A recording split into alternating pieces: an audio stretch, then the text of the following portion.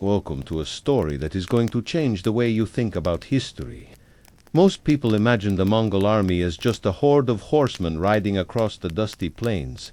But tonight, we're going to reveal the shocking, bizarre, and mind war tactics that allowed the Mongols to conquer half of the known world without modern technology. Without tanks, without planes, just through strategy, manipulation, and psychological warfare. Before we begin, take a moment and check in with yourself. Where are you watching from right now? Are you lying in bed, lights off, just listening to history unfold? Or are you somewhere else, perhaps, a long night shift, headphones on, secretly listening while the rest of the world sleeps? And what time is it? Midnight? 3 a.m. Or maybe you're watching this in broad daylight, letting calm history wrap around you like a soft cloak. Whatever time it is, wherever you are, this is your moment to unwind, learn, and experience the forgotten strategies of the past. If you enjoy these kinds of deep, immersive stories, please subscribe to the channel. It's completely free, and it helps keep this kind of content alive.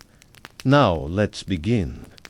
Imagine a world before Europe had even heard of the word Mongol. Time when tiny tribes wandered the Central Asian steppes, herding goats, sleeping under the stars, and surviving off milk and meat. Nobody expected that one of these tribes would soon unleash the fastest military expansion in human history. Genghis Khan, as Temujin took fragmented nomadic clans and unified them into a war machine so efficient that it didn't just defeat armies, it erased entire civilizations from the map. But how did they do it? Tonight, we're not going to talk about boring textbook facts.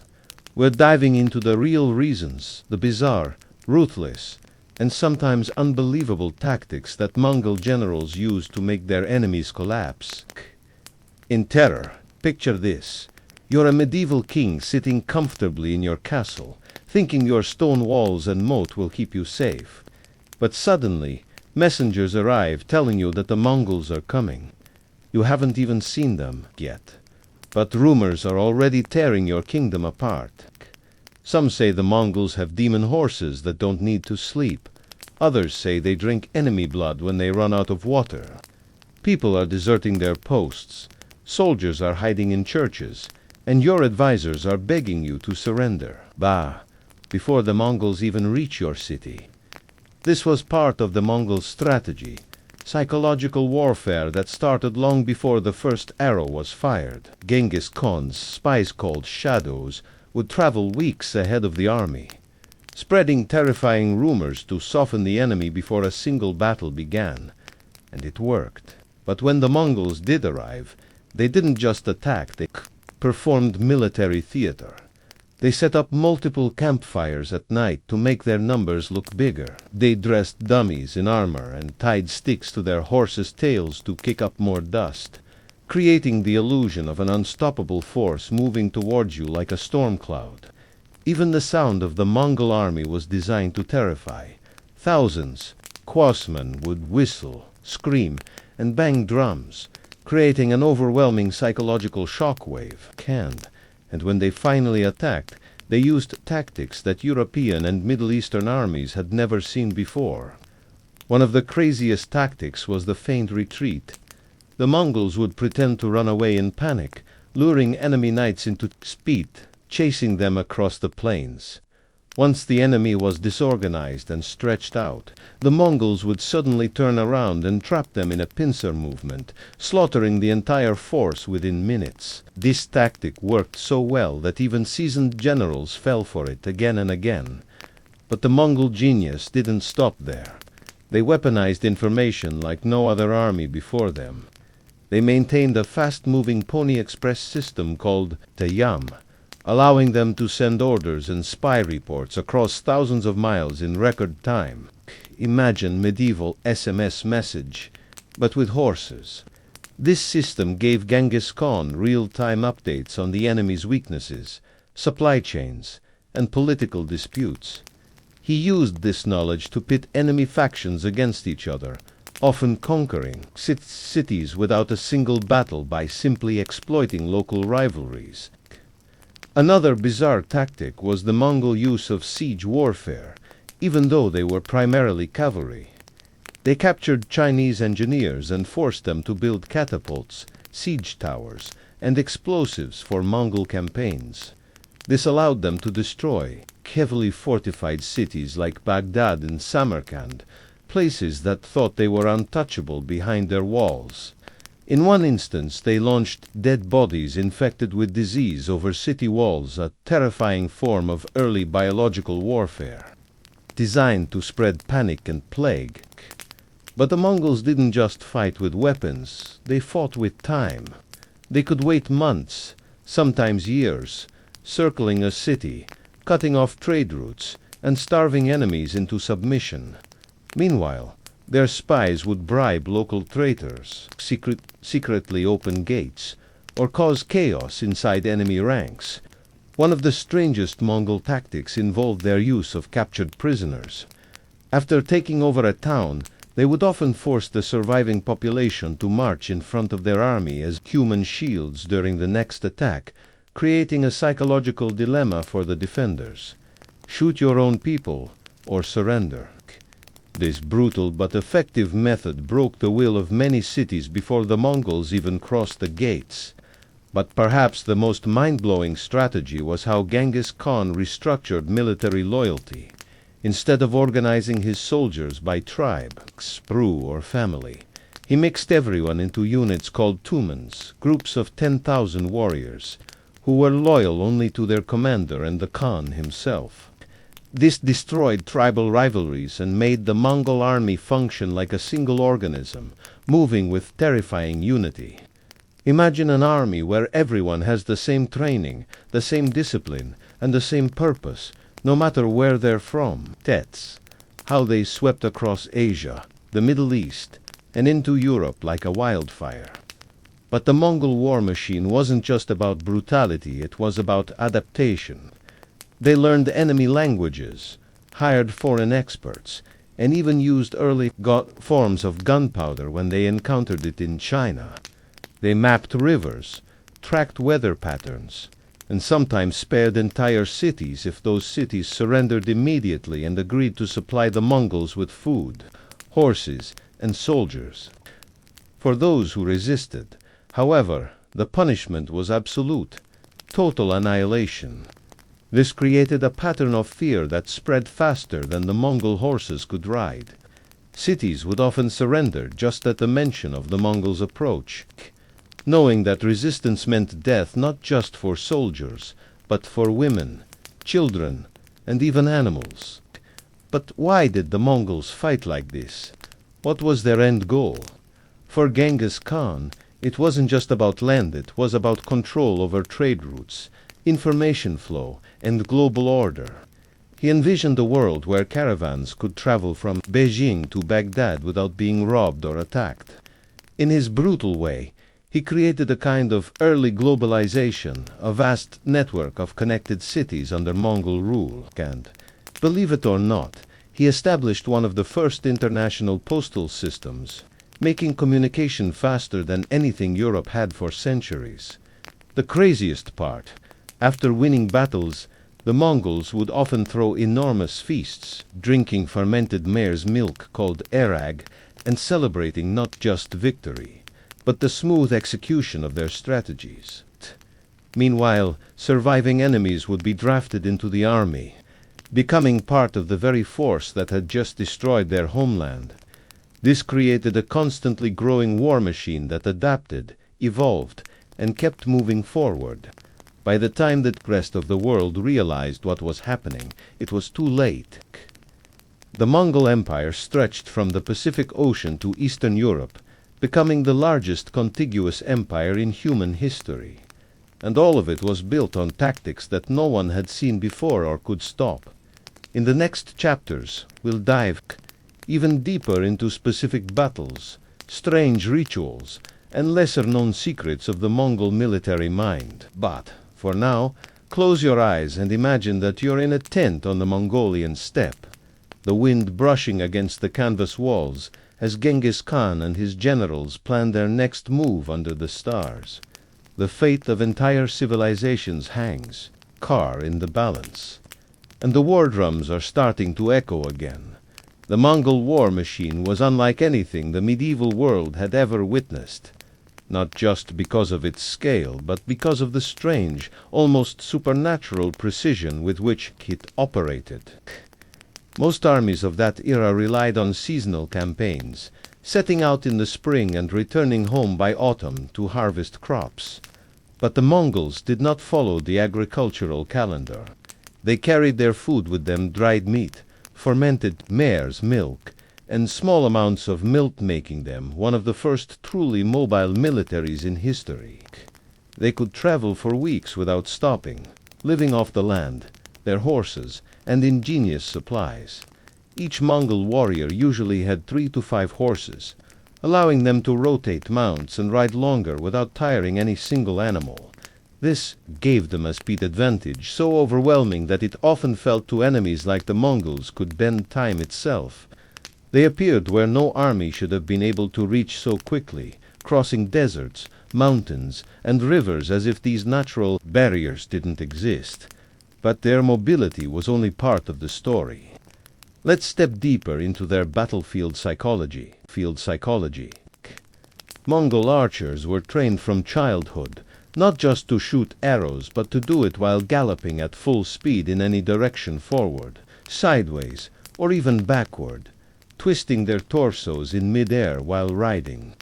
Their composite bows were made of wood, sinew, and horn, giving them double the power of European longbows, despite being smaller and easier to handle on horseback. Mongol warriors practiced so relentlessly that firing an arrow accurately at a target the size of a coin while moving was not exceptional. It was expected. They coated their arrows with poison extracted from plants or snake venom when possible, making even small wounds deadly over time. The Mongol quiver wasn't just a bag of arrows, it was a toolbox. They carried different arrow types for different purposes: whistling arrows to send signals, armor-piercing arrows with narrow heads, and broadheads for maximum bleeding. These details might sound small, but together they created an overwhelming tactical advantage.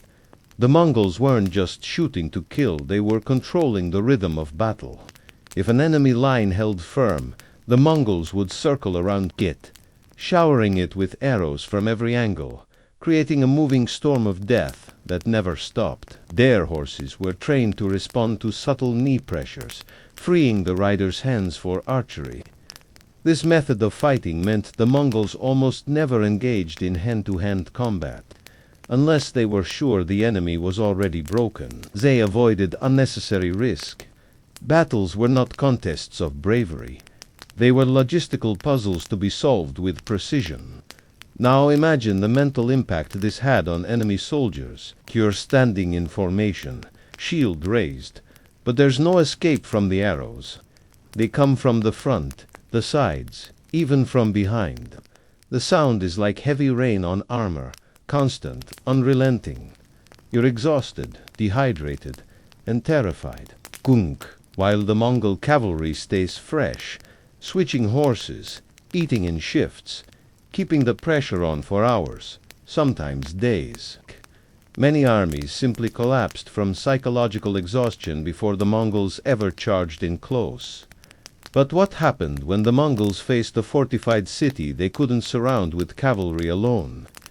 That's where their next level of strategy came in: engineering warfare.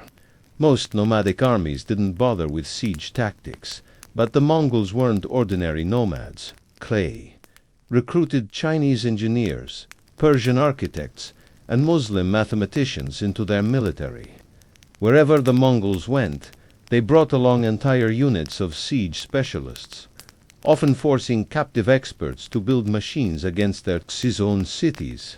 They constructed catapults called mangonels that could hurl stones, flaming pots of oil, or even disease-ridden corpses over city walls. They used battering rams covered in wet hides to prevent fire arrows from setting them ablaze.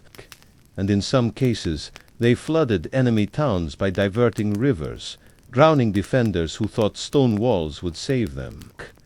One famous example was the siege of Nishapur, where the Mongols used prisoners from previous conquests as human shields during their assault.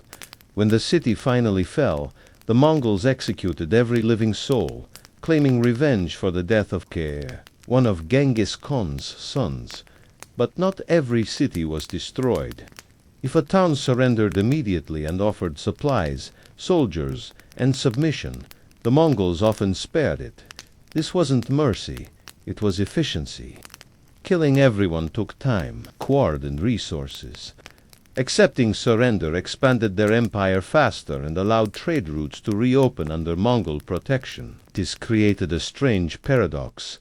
The Mongols were both destroyers and protectors, bringing death or prosperity depending on how you reacted to their arrival. Their empire functioned like an enormous mobile network, spreading not just terror but commerce. But let's go deeper into one of the most chilling Mongol tactics: information warfare. Before invading a region, Mongol scouts gathered detailed intelligence.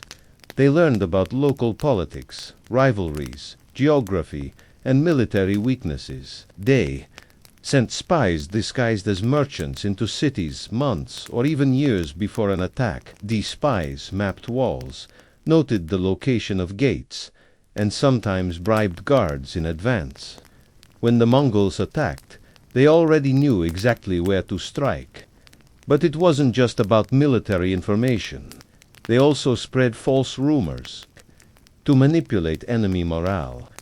Mongol agents whispered that resistance was useless, that surrender was the only option, or that the Mongols had magical powers. Sometimes they even pretended to be retreating, leaving a few prisoners behind who would escape and spread terrifying stories about what they had seen. This was not random cruelty.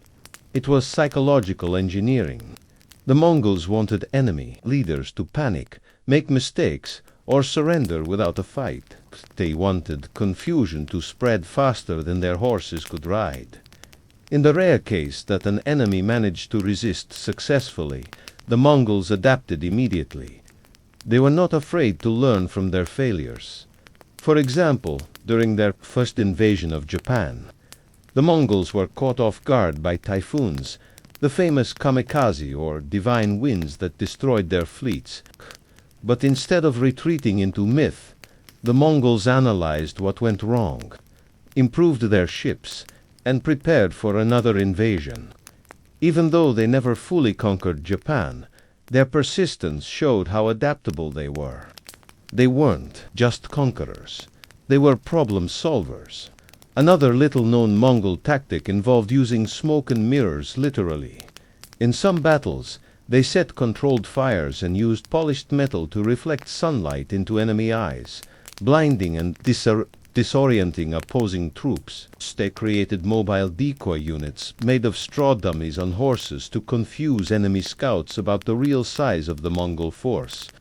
Imagine trying to plan a defense when you can't even tell how many enemies you're facing.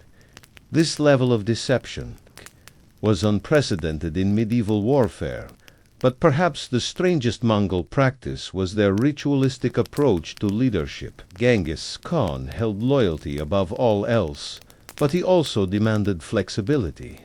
His generals were allowed to make decisions on the battlefield without waiting for orders, a concept modern militaries call mission command. This decentralized control allowed Mongol units to operate independently while still working toward the same goal. Communication between units was handled through an elaborate system of flags, smoke signals, and relay riders who could cover hundreds of miles in a single day. If you were to stand on a hill during a Mongol battle, you might see patterns of colored banners shifting in the wind, each signal triggering precise movements across the field retreats, flanking maneuvers, or sudden charges. All of this was rehearsed in peacetime during massive military drills that sometimes involved tens of thousands of warriors practicing formations in silence. Their horses trained to move as if they shared a single mind. But the Mongols didn't just conquer land, they conquered time itself. By collapsing the space between distant places, they created a communication network that was centuries ahead of its time. CA, the Mongol postal system, or YAM, used relay stations where fresh horses and riders waited day and night. Messages could travel faster across Asia than any European kingdom could manage within its own borders. This allowed for real-time strategy across thousands of miles, a logistical miracle in the 13th century. Their empire became a nervous system stretching from the Pacific to Eastern Europe, with Genghis Khan at the center like a brain directing the flow of information, war, and trade. And as the sun set on each day of conquest, Mongol warriors gathered around campfires, sharing fermented milk, meat roasted over open flames, and stories of battle. But even in celebration, they remained alert, always watching the horizon, always ready to move. For them, war was not just an act, it was a way of life, woven into their culture, their rituals, and even their lullabies. As you drift further into this calm night, imagine the Mongol camps spread across the steppes, fires flickering like stars on the ground, while above, the real stars wheel across the sky. Tomorrow, they will ride again, bringing with them the next chapter of conquest, adaptation, and ruthless strategy. As dawn breaks over the endless Mongolian steppe, the cold mist clings to the grass, and the sound of hooves begins to echo again across the land. Sio. The Mongol army is already awake, tending to their horses, checking their bows, and preparing for another day of movement. Their discipline was not born from mere military training, was a way of life, ingrained from childhood. Every Mongol boy learned to ride a horse before he could properly walk. Set. They practiced archery from the backs of sheep and played war games as young children, simulating the tactics they would later use in real battles.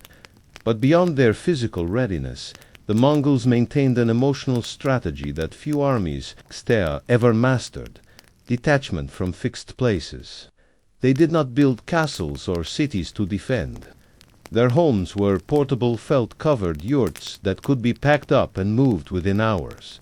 This made them immune to one of the most common medieval weaknesses: siege warfare. You can't besiege someone who has no permanent home. This flexibility allowed the Mongol army to disappear into the landscape like a mirage and reappear hundreds of miles away before the enemy could understand what had happened. But what happened when the Mongols faced an enemy who was equally mobile? Let's consider the Khwarezmian Empire, which once ruled over vast parts of Persia and Central Asia. When Genghis Khan first sent envoys to propose trade and alliance, the Khwarezmian Shah made a fatal mistake. He killed the Mongol ambassadors and insulted Genghis Khan personally. This wasn't just a diplomatic error, it was a death sentence. The Mongols responded with one of the most brutal campaigns in history. They divided their forces into multiple columns, attacking from unexpected directions, striking not just military targets but also communication centers and supply lines. State didn't march like traditional armies. They scattered, regrouped, and struck from multiple points, confusing the enemy into thinking they were surrounded even when they weren't. In cities like Bukhara and Samarkand, they used a combination of terror and pragmatism. Genghis Khan would often ride directly into a captured city, sit in the main mosque, and declare that he was now the scourge of God, sent to punish the wicked. He did this not just for shock value, but to create psychological dominance. By presenting himself as both conqueror and divine instrument, he broke the spirit of his enemies long before the swords came out. But let's pause here and focus on something more subtle: Mongol logistics. Many people wonder how such a large army could move so fast without collapsing from hunger or disease. The answer lies in their highly organized supply system. Each Mongol soldier carried dried meat called borts, which could last for months without spoiling. They had milk powder pressed into small cakes, and when needed, they would mix it with water to create a nourishing drink. Their horses grazed freely, as they traveled, eliminating the need to carry vast amounts of fodder. This self-sustaining system allowed the Mongols to move without supply wagons, which were the Achilles heel of most medieval armies.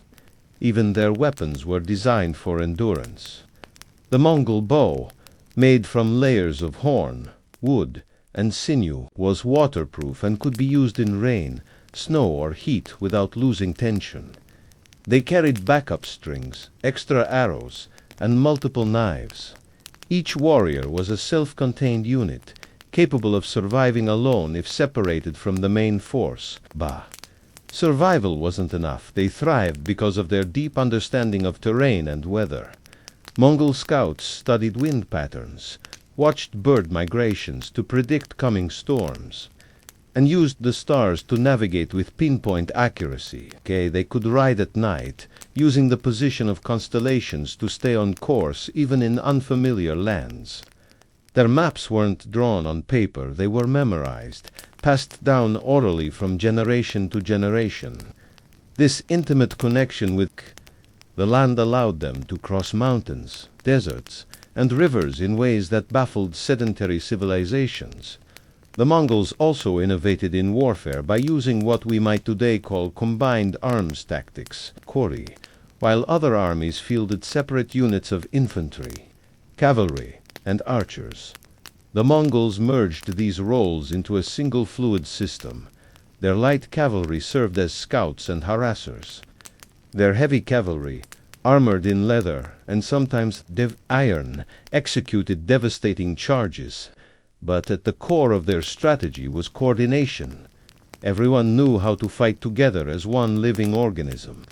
Communication during battle was handled with remarkable efficiency.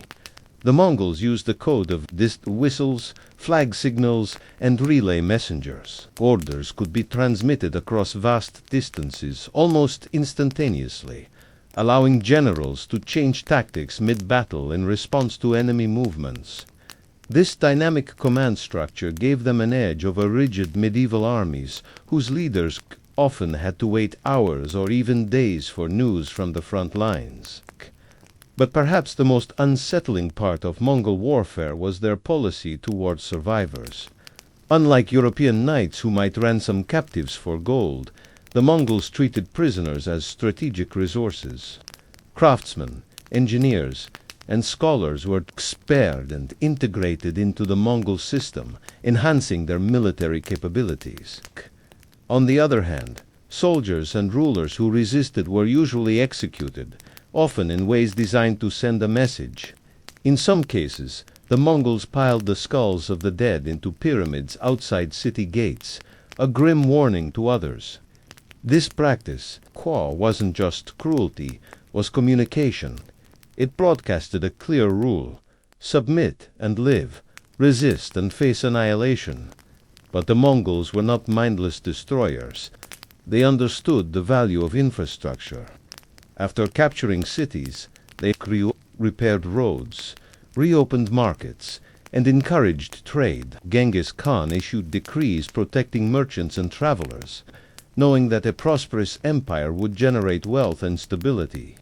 He created one of the first passport systems, allowing safe travel across Mongol territory with a tablet called a peza, granting immunity from taxes and banditry. This turned the Mongol Empire into a vast network of connected economies, stretching from the Silk Road in China to the bazaars of Baghdad. Yet even as they promoted commerce, the Mongols never stopped expanding. Their military campaigns were not just about conquest, but about maintaining momentum.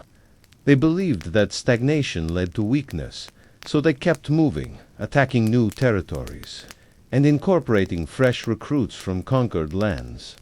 Their army became a multi-ethnic force, with Turks, Persians, Chinese, and even Russians serving under Mongol banners. All of them were trained in the Mongol way mobility discipline and absolute loyalty to the Khan. One of the strangest Mongol tactics involved exploiting the environment as a weapon. In battles on open plains, they would use dust storms to conceal their movements. They set grasslands on fire to trap enemy cavalry or smoked out defenders from forested areas. They understood nature not as a backdrop, but as an active participant in war. Disconnection to the land made their strategies feel almost supernatural to their enemies, who couldn't imagine an army using the weather, terrain, and psychology as part of a single, coordinated plan. But perhaps the most chilling Mongol practice was the use of terror as a long-term strategy. They didn't just want to win battles, they wanted to win reputations. Tales of their cruelty spread ahead of them, amplified by merchants, refugees, and spies. This wasn't accidental, it was deliberate. By making their enemies fear them before they even arrived, the Mongols reduced the number of actual fights they needed to win. Many cities opened their gates in terror, hoping to avoid destruction, and when the Mongols did show mercy, it felt like a gift from the gods, further solidifying their control. As you listen to this, consider how quiet conquest can be. Not every victory happens with swords and blood. Some happen in the minds of terrified rulers, in the whispered stories around campfires, and in the silent decisions to surrender without a fight. The Mongols mastered this kind of invisible warfare, turning rumor into reality. And as the sun sets again on the ancient world, the Mongol horsemen continue to ride across the horizon, their silhouettes blending into the dusk. They carry not just weapons, but strategies, stories, and the weight of an empire that reshaped history. In the next chapters, we will dive deeper into the specific battles that changed the course of nations, the secret councils held in the dead of night, and the legends whispered among both conquerors and the conquered. For now, let your mind drift with the sound of hooves fading into the distance, and imagine the world as it once was on the brink of Mongol domination, with every kingdom waiting for the knock at the gate that might come tomorrow or in 1,000 years. Night falls again on the steppe, but for the Mongol army, darkness is not an obstacle, it is an opportunity. Most medieval armies stopped moving when the sun set. They feared ambushes, got lost in the night, and relied on daylight to navigate the world.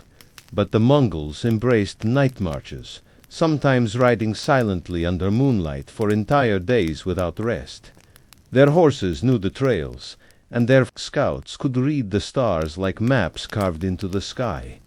This allowed them to appear where no enemy expected them, arriving at dawn after a night of invisible movement. There, commanders often used darkness as a tactical cloak, repositioning troops, launching surprise raids, and forcing enemies into a state of constant anxiety.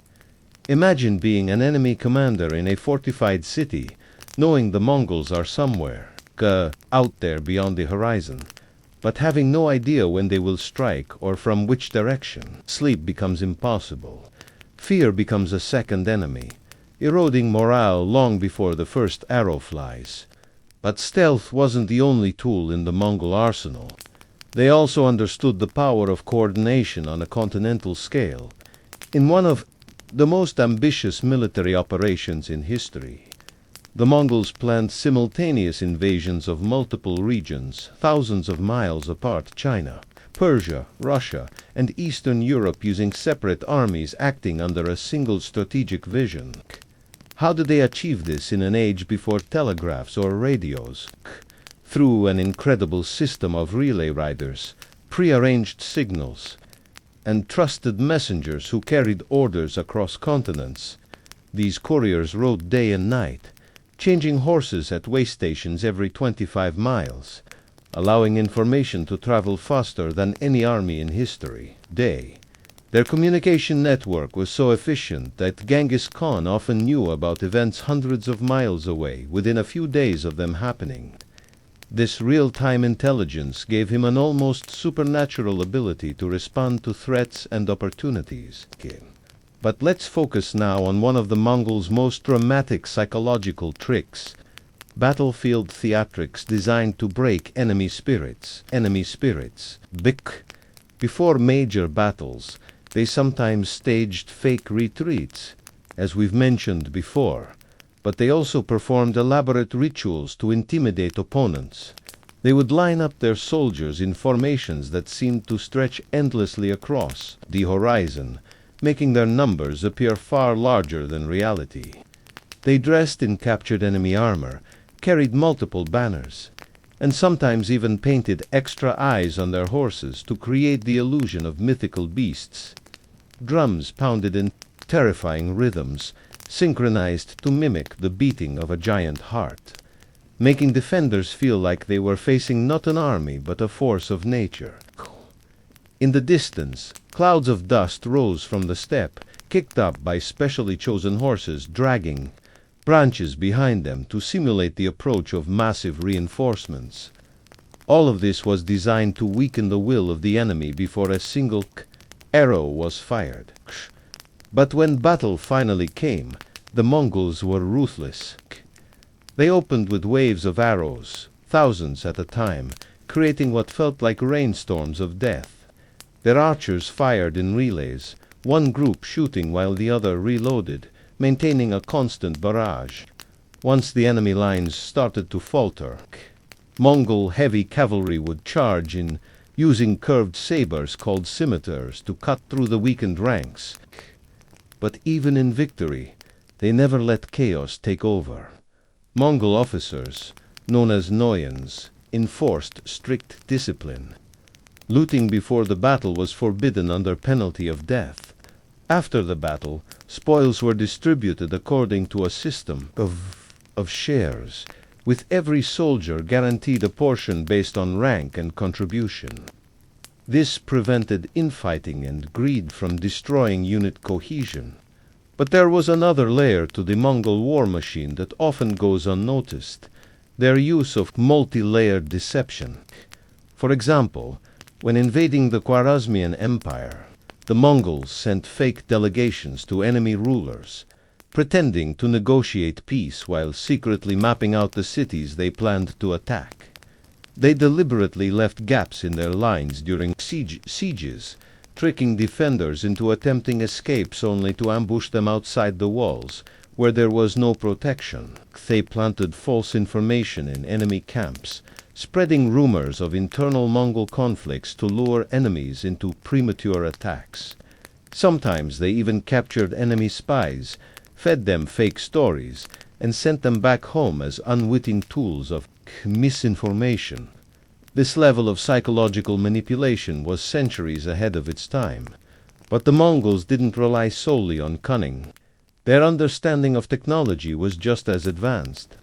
After conquering parts of China, they adopted Chinese siege weapons like trebuchets and used gunpowder bombs during attacks on fortified cities. In the siege of Xixia, they constructed massive siege engines capable of launching firepots and molten metal over walls, terrifying defenders with not just physical destruction but with a display of technological superiority that felt almost magical to medieval minds. They also used engineers from conquered territories to build pontoon bridges for crossing rivers, collapsing the idea that geography could protect their enemies. Rivers, mountains, deserts, none of these were barriers to the Mongol advance. In fact, they used environmental knowledge as a tactical tool. Before invading a region, Mongol scouts would study the local climate, monitor animal migrations, and observe seasonal changes. They knew when rivers would flood, when snow would block mountain passes, and when grass would be at its greenest for feeding horses. This gave them a strategic calendar that allowed them to plan invasions with terrifying precision. But perhaps the most curious Mongol tactic involved religion, not their own, but that of their enemies. The Mongols practiced religious tolerance within their own empire, allowing Buddhists, Muslims, Christians, and shamans to coexist. However, during campaigns, they sometimes used religious beliefs as weapons. In one instance, they catapulted statues of sacred idols into enemy cities to provoke spiritual panic, making defenders feel as if the gods had abandoned them. In other cases, they spared monasteries or religious leaders, knowing this would create some internal divisions among their enemies, as the faithful struggled between resistance and submission. This manipulation of faith was not just a military tactic, it was psychological chess played on a grand scale. And yet, despite all this brutality, the Mongols had a strange code of ethics within their own ranks. Loyalty was everything. Betraying a fellow soldier was punishable by death, but courage was not always required in the way most armies demanded it. For example, if a Mongol soldier lost his horse in battle, it was considered acceptable to retreat and save his own life, because a warrior without a horse was useless to the greater war effort. This practical, unemotional view of combat meant that Mongol armies rarely suffered from the rigid, suicidal heroism that destroyed other medieval forces. They fought smart, not just hard. Another unusual practice was the way the Mongols selected their leaders. Genghis Khan held Kurultai, massive councils where decisions were made collectively by the nobility. Even he, the supreme ruler, had to be confirmed by these gatherings.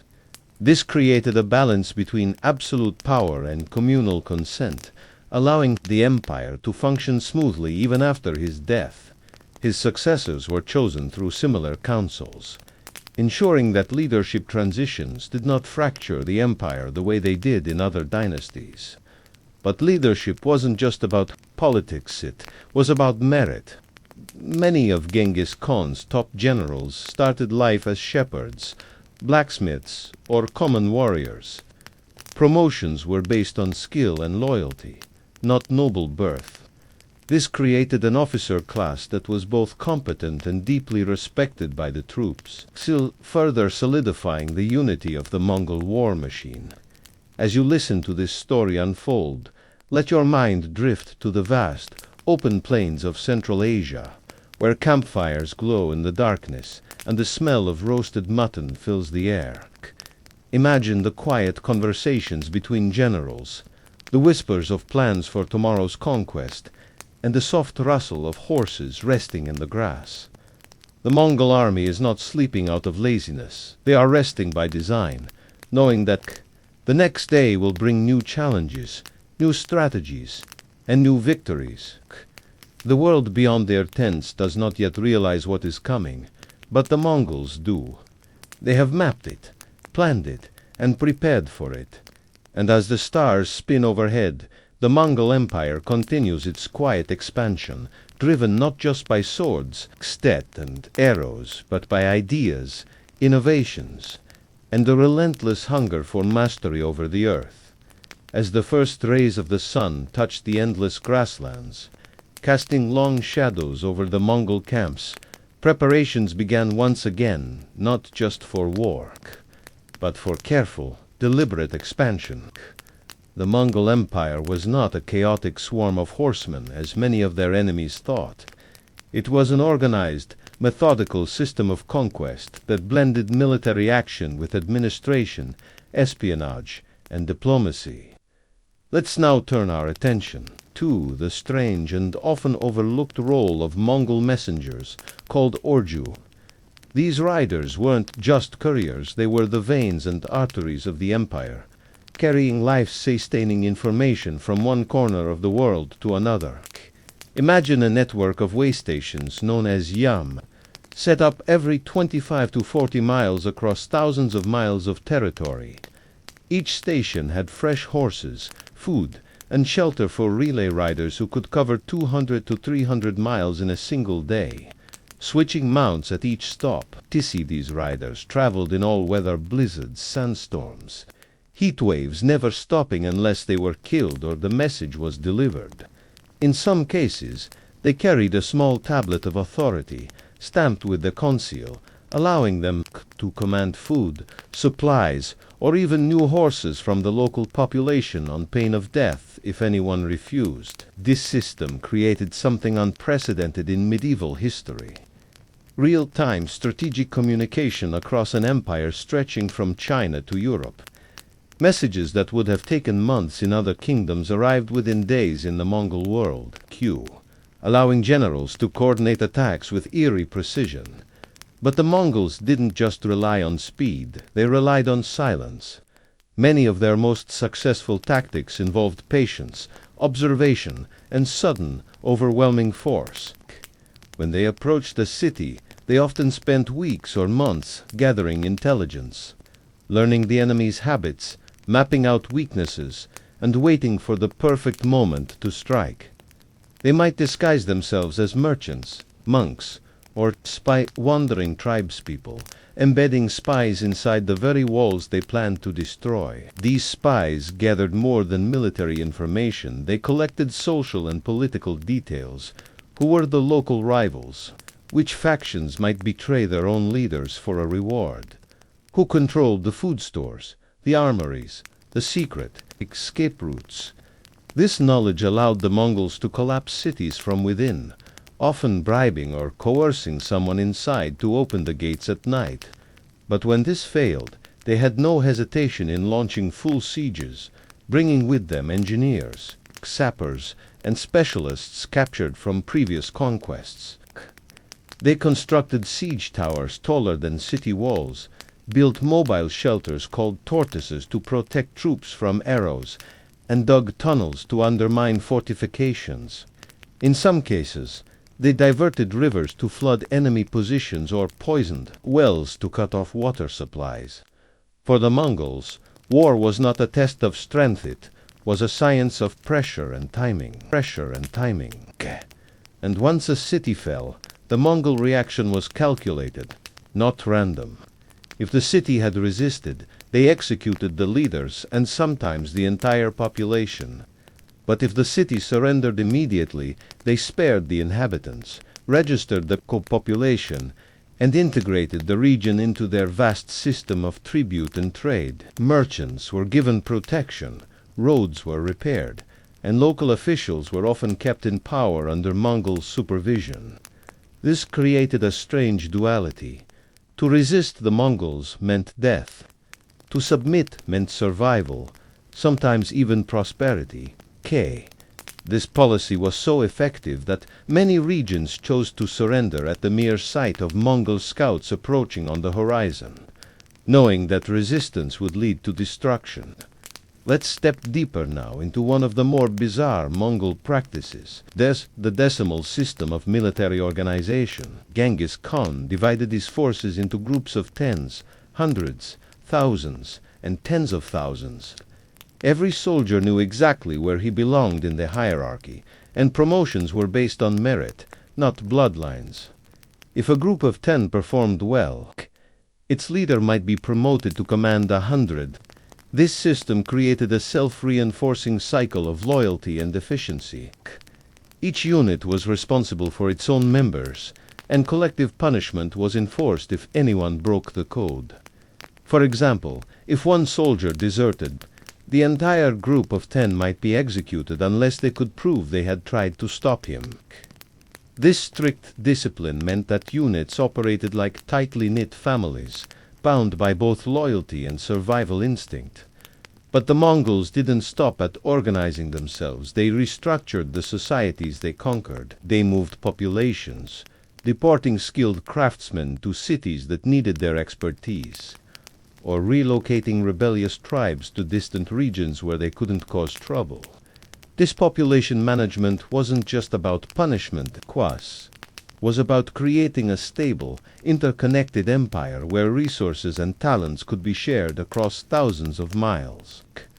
Another unusual aspect of Mongol warfare was their respect for logistics. Unlike most medieval armies, which looted as they went, the Mongols planned their supply chains meticulously. They brought livestock with them, herding sheep and goats alongside the cavalry to ensure a constant source of food. They carried dried milk, cheese, and meat, and they had specialized roles within the army: scouts, foragers, cooks, blacksmiths, and even surgeons trained in setting bones and treating wounds.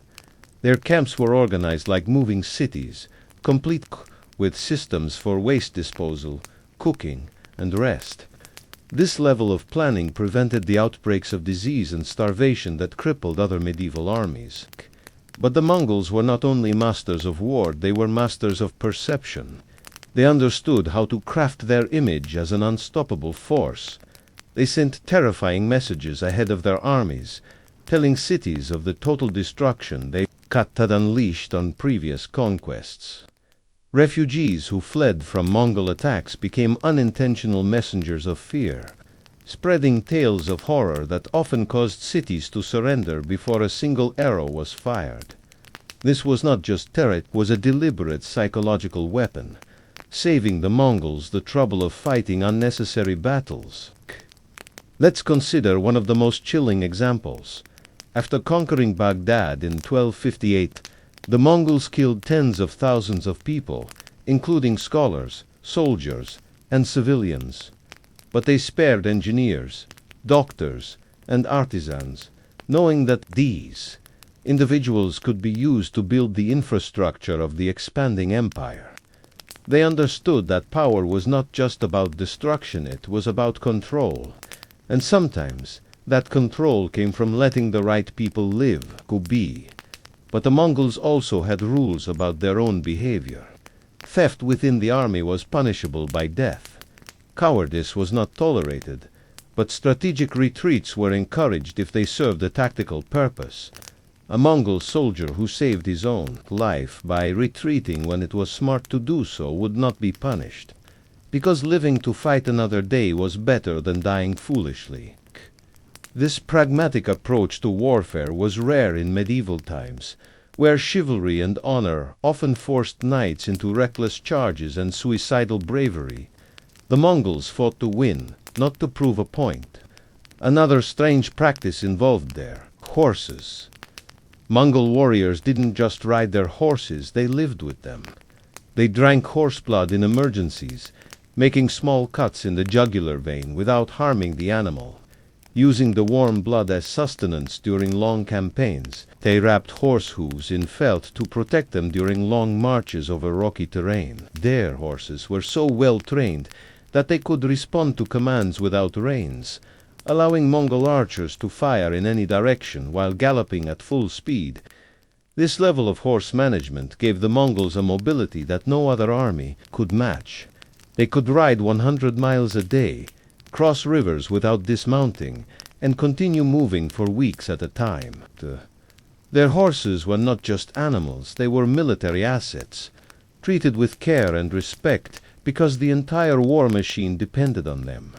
Even in camp, the Mongols organized their horses into specific groups, rotating them for rest, feeding them carefully, and ensuring they remained healthy. Veterinary knowledge was passed down from generation to generation, making the Mongol cavalry not just fast, but sustainable over decades of conquest. As you drift deeper into this story, imagine the landscape of the medieval world shifting under Mongol rule. Roads are being rebuilt, markets are opening, and a new kind of order is spreading across continents, not the order of peace, but the order of submission. From the icy rivers of Russia to the deserts of Persia, from the walls of Chinese cities to the forests of Eastern Europe, the Mongol Empire is weaving itself into the fabric of the known world. And in the quiet of the night, under a sky full of stars, the Mongol generals sit in their tents, planning the next campaign. Maps are drawn on animal hides, whispered reports arrive from distant scouts, and decisions are made in the flickering light of oil lamps. Tomorrow, the horses will ride again, carrying not just warriors but the weight of an empire that never stops moving. The world holds its breath, waiting for the sound of hooves on the horizon, as the Mongol Empire continued to expand like a wave washing over continents. It wasn't just battles and conquests that fueled their success, it was systems. The Mongols were perhaps the first military power to understand that conquest without control leads to collapse.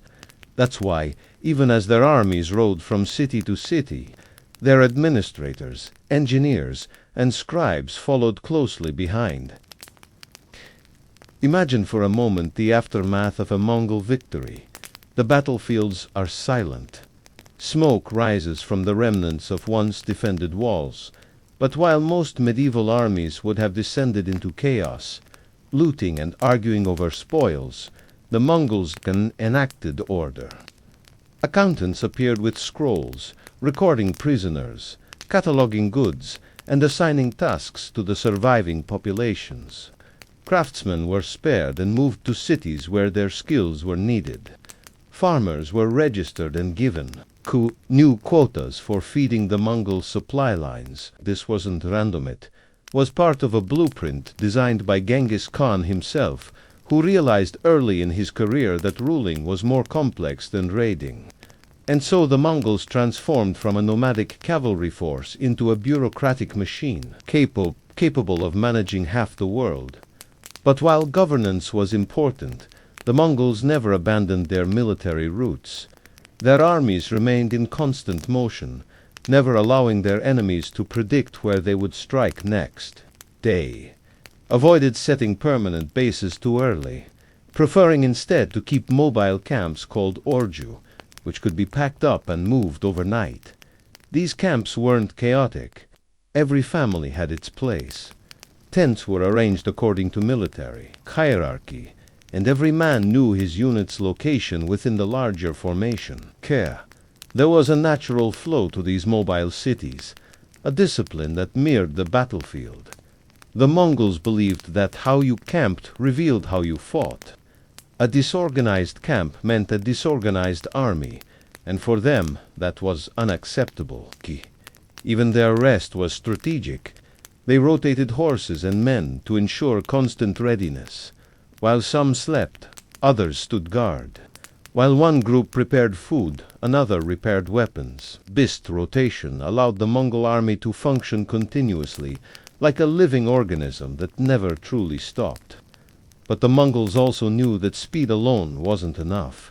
They had to maintain control over vast distances, and that required loyalty. Genghis Khan developed a simple but brutal solution: total loyalty to the Khan, above family, tribe, or local leader.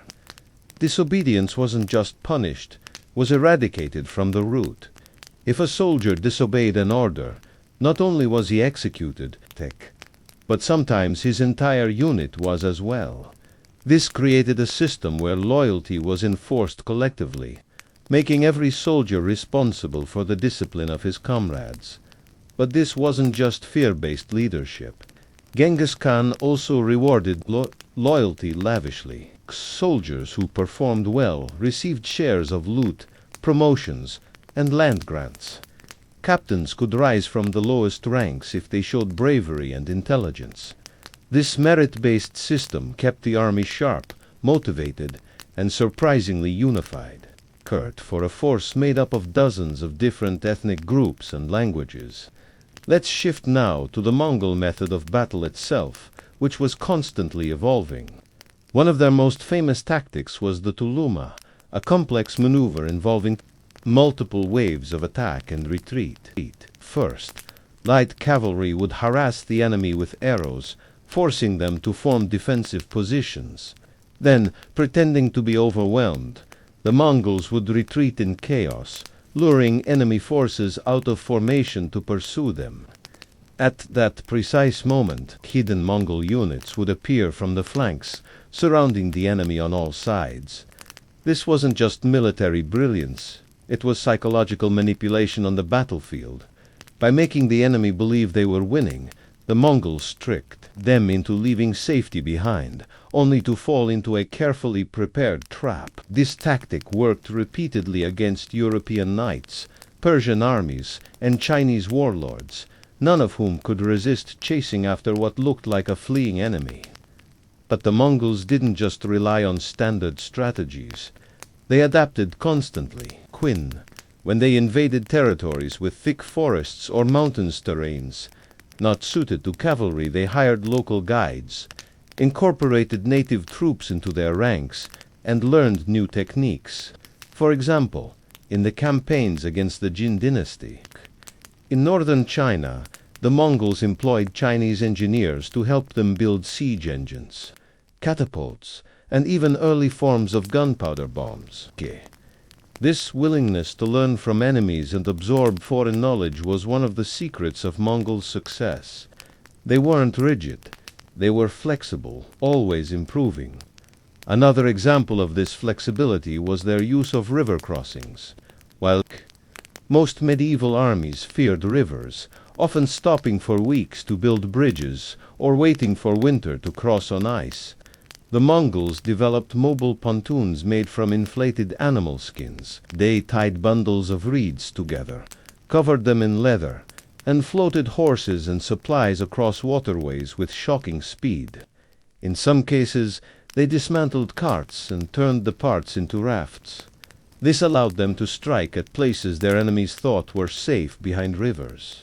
No natural barrier could stop them, not mountains, not deserts, not water. And yet, for all this technological innovation, the Mongols never abandoned their roots. Their core strength always came back to the horse. Each Mongol warrior typically had 5 to 7 horses, allowing them to switch mounts throughout the day. This kept the horses fresh and gave the army unmatched endurance. A Mongol cavalry unit could cover distances that no other army even attempted, sometimes moving over 100 miles in a single day. Their horses were small, hardy, and incredibly resilient, able to survive on rough grass and endure cold nights without shelter. Mongol warriors respected their animals deeply, knowing that their lives depended on them. They sang to their horses, massaged their muscles after long rides, and kept careful track of each animal's health. Horses weren't just tools, they were partners in conquest. Let's return now to the quieter side of Mongol expansion, administration. After conquering new lands, the Mongols didn't impose a single cultural system. Instead, they adapted to local customs while keeping ultimate control. They appointed governors from the native population but placed Mongol overseers above them, to ensure loyalty. They allowed local religions to continue freely, understanding that spiritual oppression led to rebellion. By permitting religious tolerance, the Mongols reduced resistance and encouraged stability. In cities like Karakoram, the Mongol capital, you could find Buddhist temples, Muslim mosques, and Christian churches standing side by side. This pragmatic tolerance wasn't born of kindness, it was strategic, designed to keep the empire peaceful and profitable. Trade was encouraged, and merchants were protected by official decrees. A merchant carrying a Mongol pass, called a jurej, could travel safely from one end of the empire to the other, knowing that anyone who harmed him would face death. This opened up trade routes that had been closed for centuries due to war and banditry. The Silk Road flourished under Mongol rule, connecting China, Persia, and Europe in ways that hadn't been seen since Roman times. But trade was more than just economic policy, was part of Mongol strategy. By integrating the economies of conquered territories, the Mongols made rebellion less likely. Why fight back when commerce was bringing prosperity? The empire was like a vast web, with each city connected to the others, not just by roads, but by shared interests.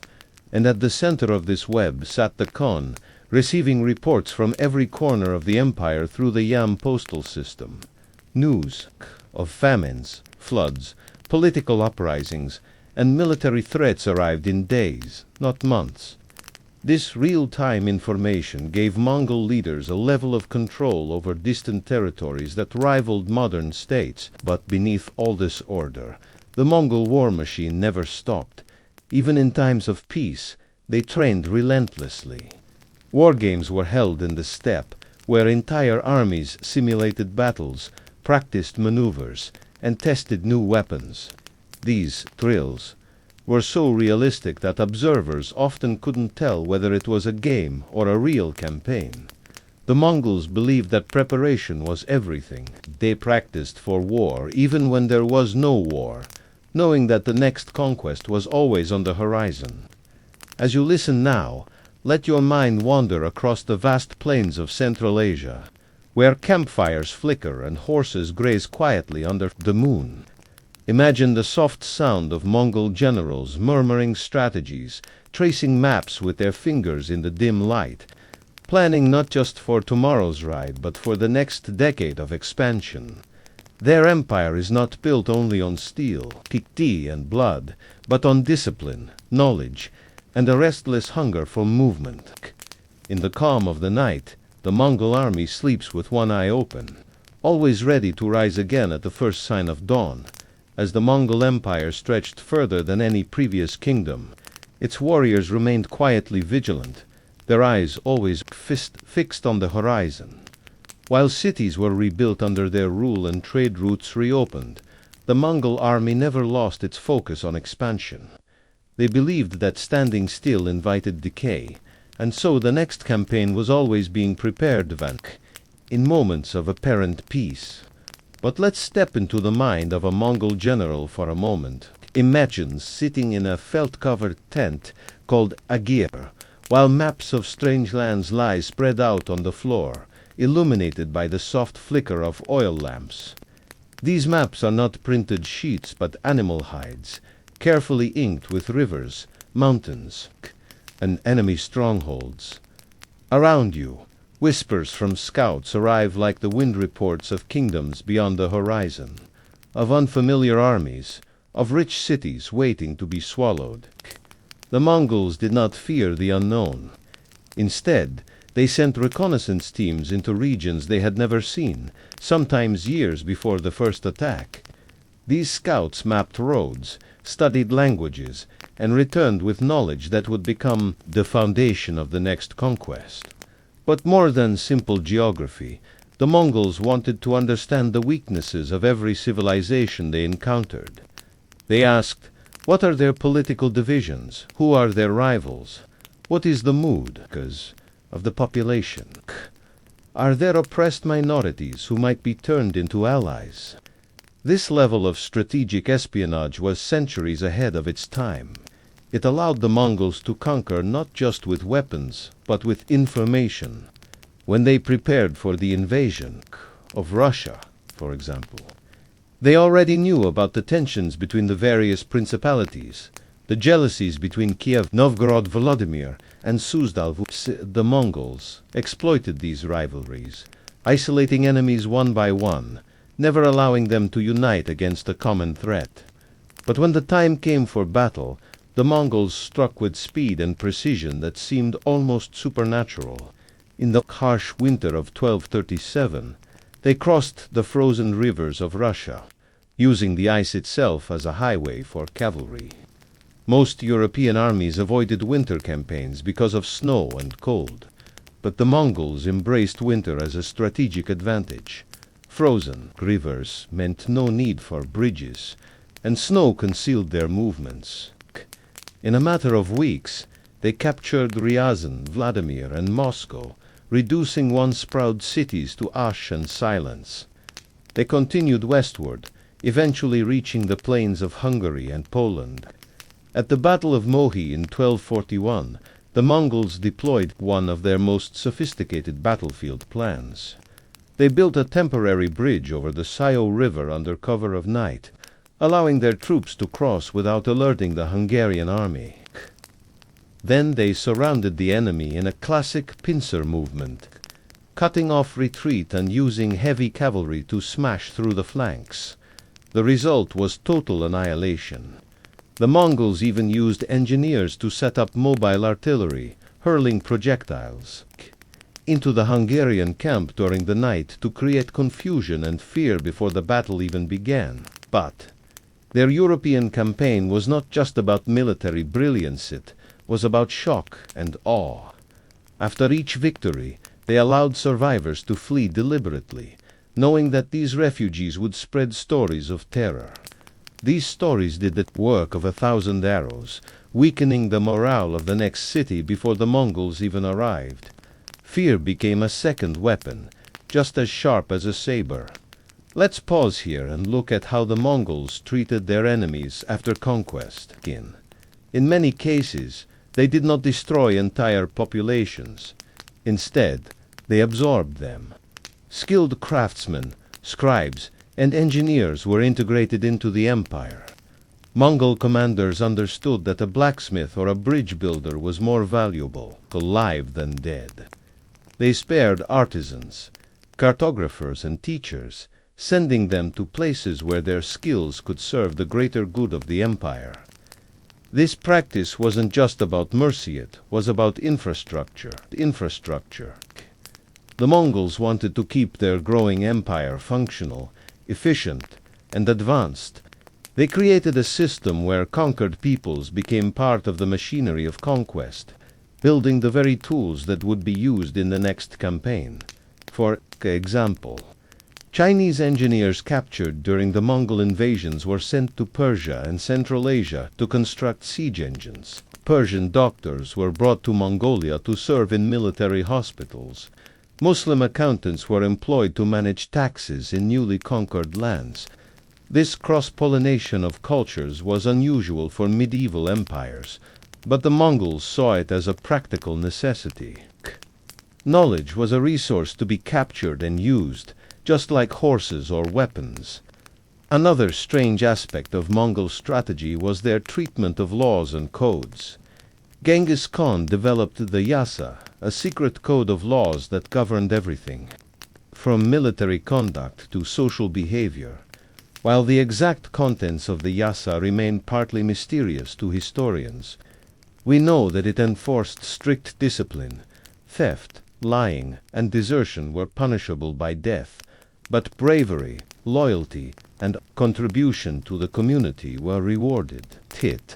This code was not written down in public documents, it was memorized and enforced orally. This kept it flexible, allowing Mongol leaders to adapt the rules as needed without the constraints of rigid bureaucracy. Yet, for all their rules and systems, the Mongols remained deeply spiritual in their own way.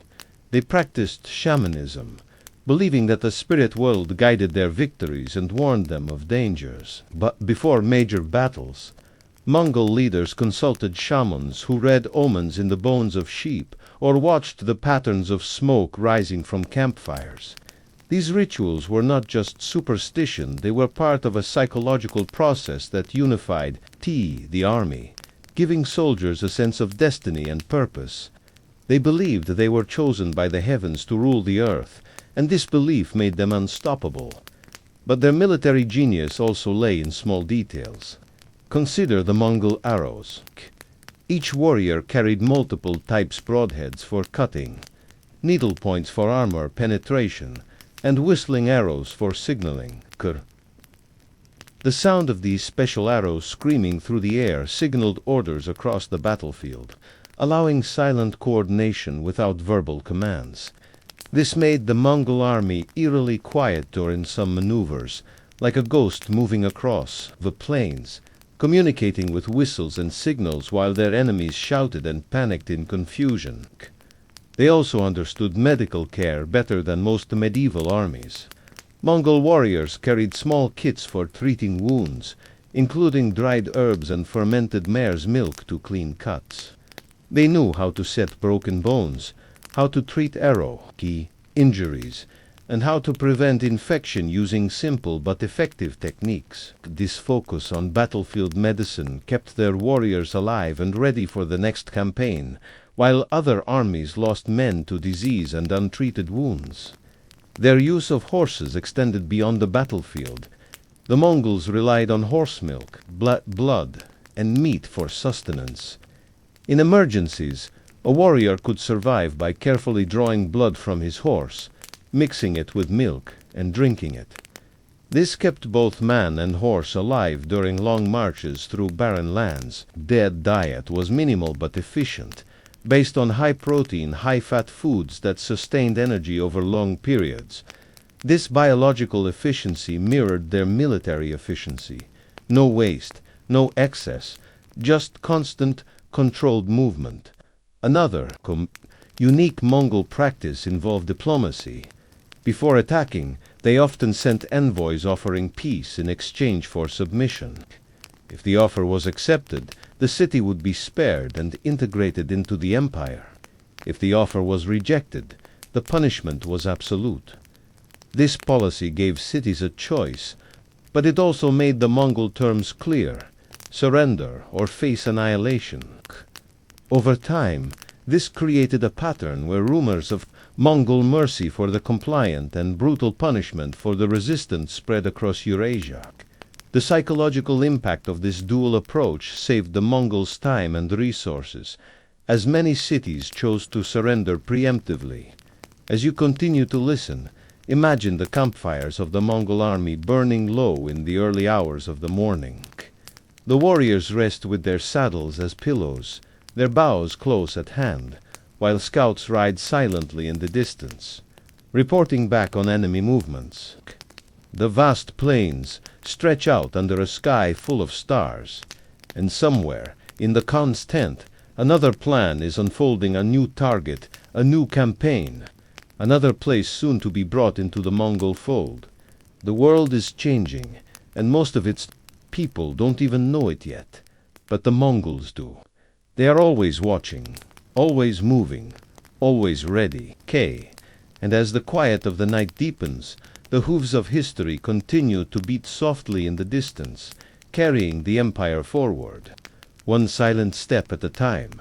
As dawn crept across the vast Mongol encampment, another day of silent preparation began, not for rest, but for strategy. The Mongol way of life was deeply intertwined with their methods of war, and this connection between daily survival and military efficiency made them unlike any force the world had seen. Their empire wasn't just built on swords, it was built on systems, discipline, and an understanding of human psychology so profound that entire civilizations crumbled before them, often without a full-scale battle. Imagine standing at the edge of one of their mobile camps at sunrise. Rows of horses graze quietly, their breath visible in the cold morning air. Warriors rise from their beds of felt blankets, checking arrows, adjusting saddles, and tending to their animals.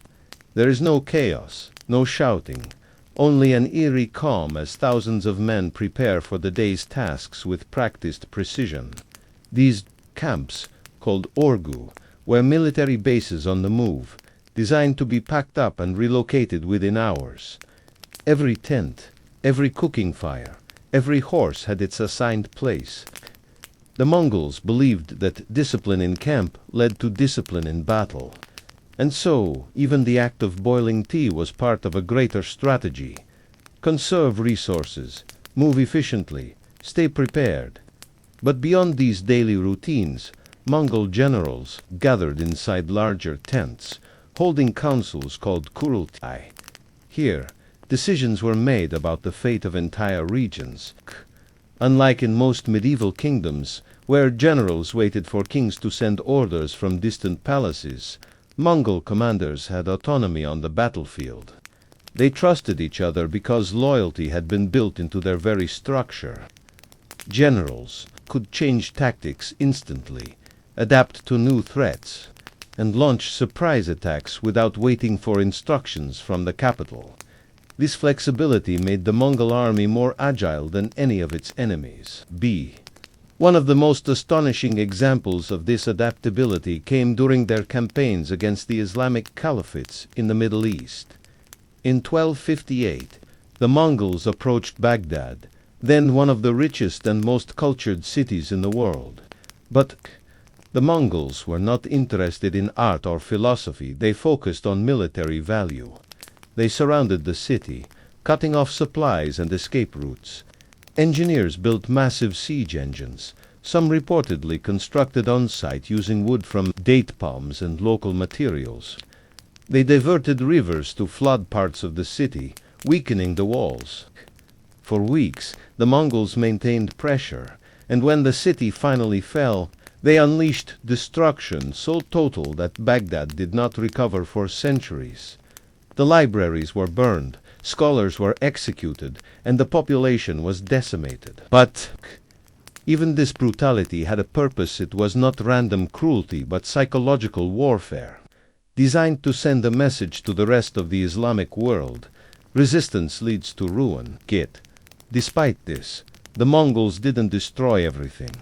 They captured mathematicians, astronomers, and physicians, transporting them back to Mongolia to serve the empire. Knowledge was always a form of treasure for them, and they collected it alongside gold and horses. Let's pause here and consider their method of recruitment.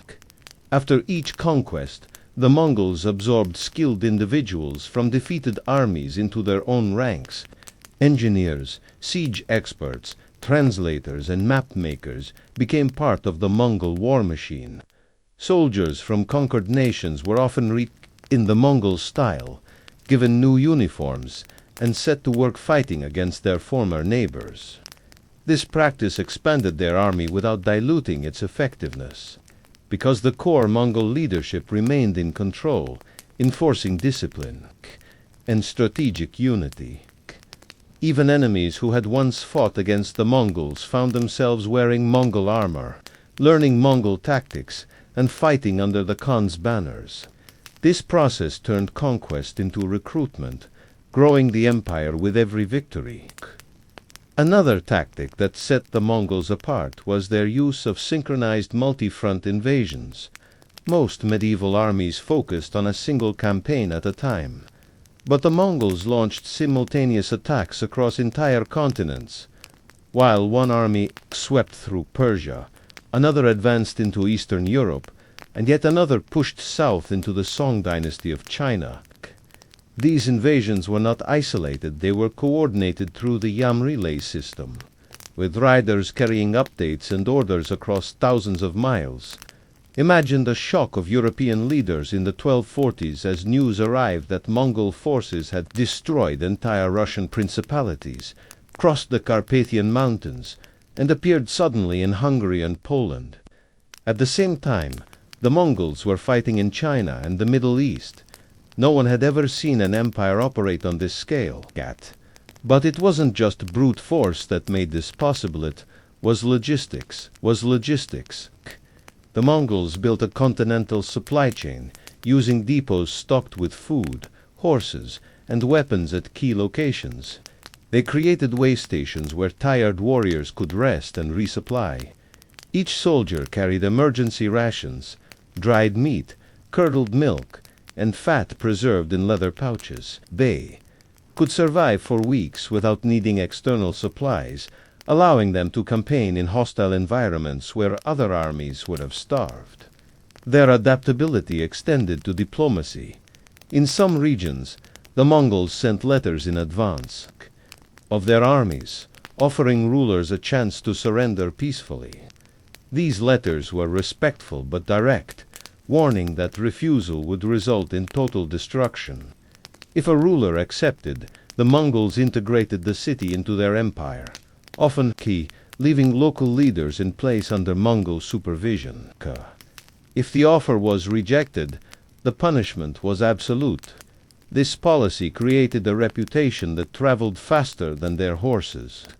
Cities heard of the Mongols' advance and chose to surrender preemptively, knowing what would happen if they resisted. But, beyond conquest, the Mongols reshaped the world through trade and communication.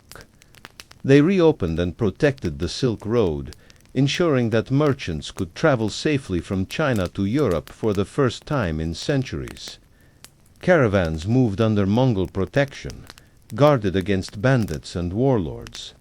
This Pax Mongolica, or Mongol peace, allowed an unprecedented flow of goods, ideas, and technologies. Paper money, gunpowder, printing, and even new forms of art and science spread across Eurasia under Mongol rule. But this global exchange wasn't accidental, it was part of the Mongol grand strategy. Trade created wealth, and wealth stabilized their empire. The Mongols taxed goods as they moved through their lands, building an economic system that enriched both themselves and the merchants who served them. They even introduced standardized weights and measures in some regions, reducing disputes and encouraging commerce. Yet for all this progress, the Mongols remained true to their roots. They preferred simple clothing made from animal hides, drank fermented mare's milk called erag, and slept in portable tents rather than stone palaces. Even the Great Khan lived in a yurt, refusing the luxuries of sedentary rulers. This kept their leaders connected to the people, reinforcing the idea that they were warriors first and rulers second. Their ceremonies were humble compared to European courts. When Mongol leaders gathered, they shared meat and milk in silence before discussing state affairs.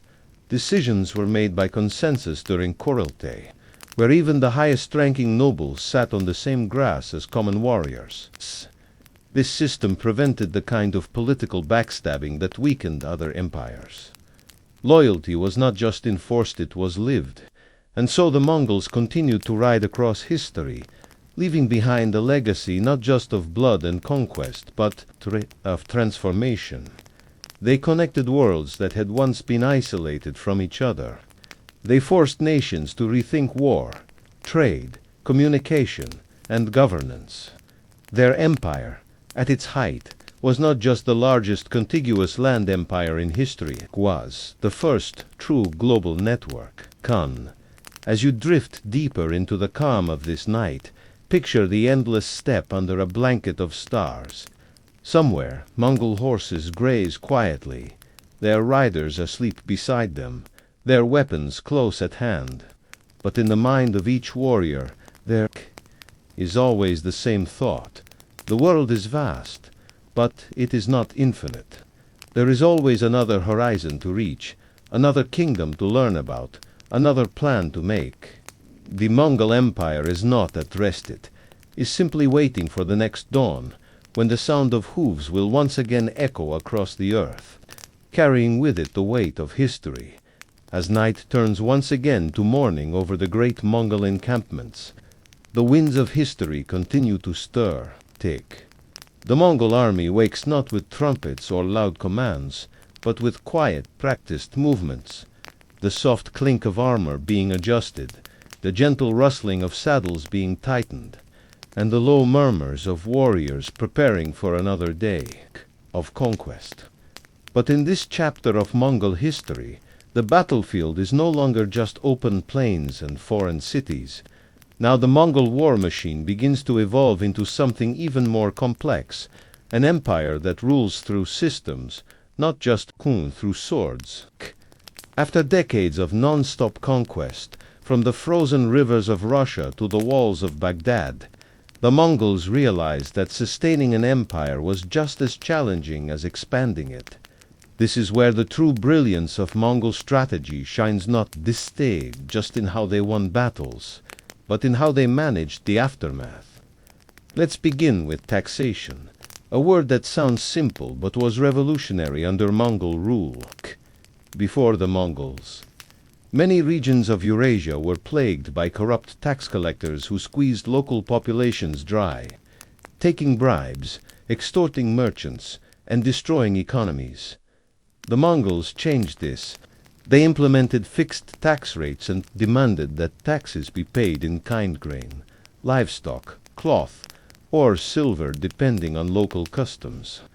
They sent out officials called darogachi to oversee the process. But these officials were carefully monitored to prevent abuse. The punishment for cheating the people was severe: death. This strict control over taxation created a strange paradox.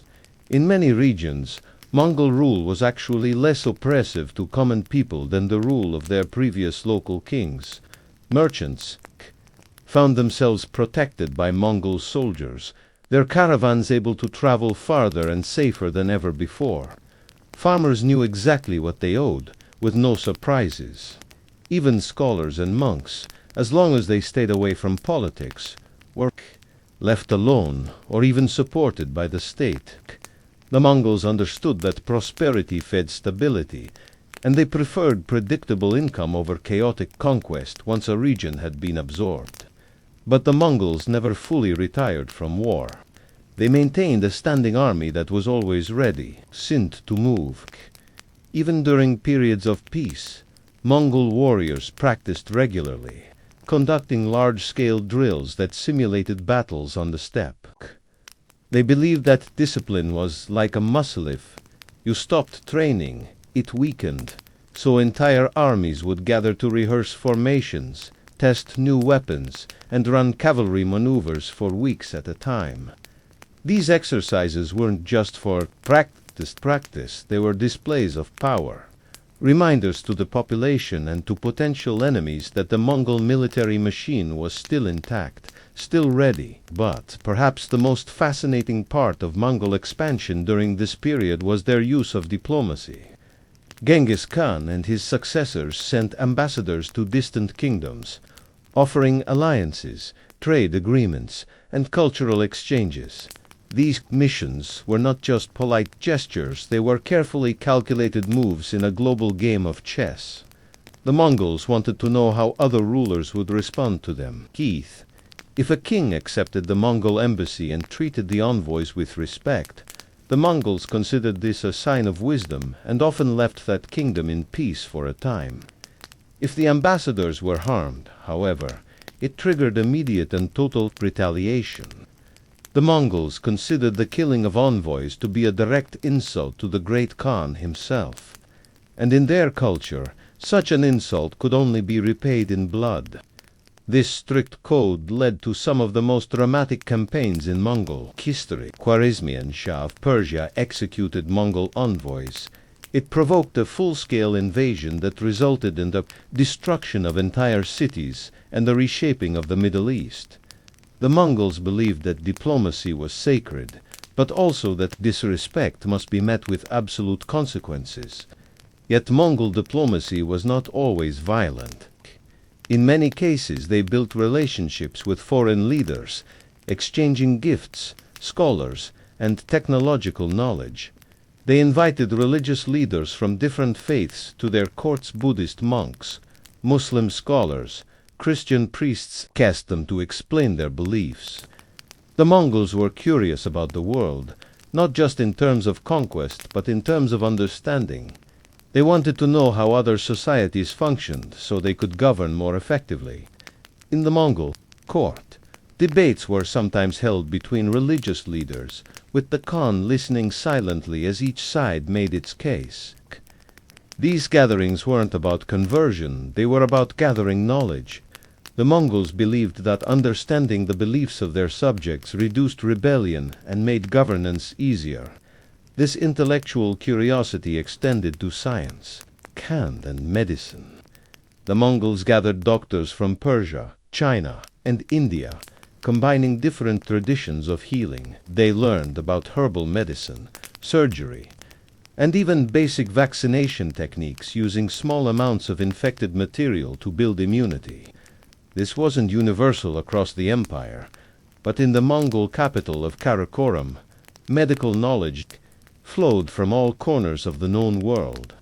But let's return to the military for a moment, because the Mongol army continued to evolve during this time. One of their lesser-known strategies involved river warfare.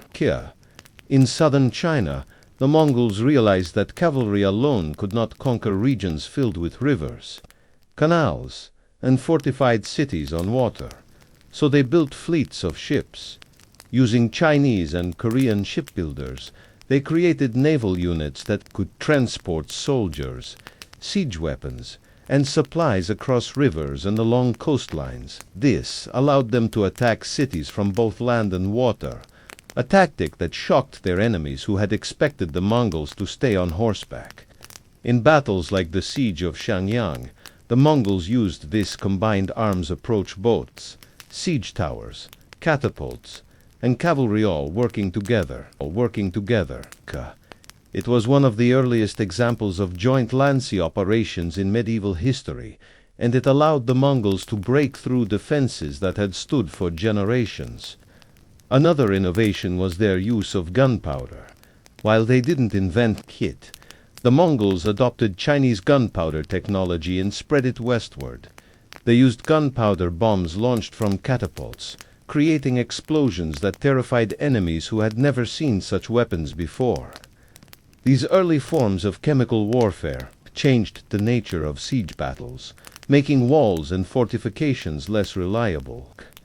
As the Mongols pushed deeper into new territories, they faced challenges that required new solutions. In Southeast Asia, they struggled with jungles, monsoons, and unfamiliar diseases. Their horses, accustomed to cold grasslands, suffered in climate heat. But even in failure, the Mongols learned. They studied local tactics, adopted their strategies, and prepared for future campaigns with improved knowledge. They didn't view setbacks as defeats, they viewed them as lessons. And this constant learning made them more dangerous with each passing year. The Mongols also began to engage in cultural exchange, sometimes without even realizing it. As their empire grew, art, music, and language blended across borders. Persian scribes worked in Chinese courts. Russian artisans taught techniques to Central Asian craftsmen. Mongol rulers sponsored translations of scientific texts, bringing together the knowledge of East and West in a way that had never been seen before. This was not a planned policy of cultural fusion. It was a byproduct of empire, a side effect of managing a territory that stretched from the Pacific Ocean to Eastern Europe. Trade routes brought not just silk and spices, but ideas and inventions. Cord, the compass, paper currency, and printing techniques spread across continents because of Mongol rule. As you listen to this, imagine the world slowly changing beneath the hooves of Mongol horses. The vast steppes remain quiet, but in cities and villages across Eurasia, life is being reorganized. Governments are adjusting to Mongol tax systems. Merchants are traveling safely along newly protected roads, and scholars are exchanging ideas across borders that were once impassable.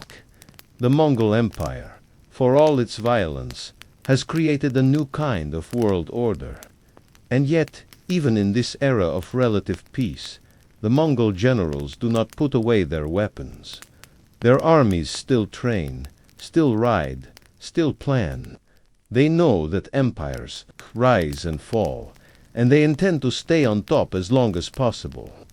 Somewhere in a tent tonight, a Mongol commander traces his finger across a map, thinking about the next campaign.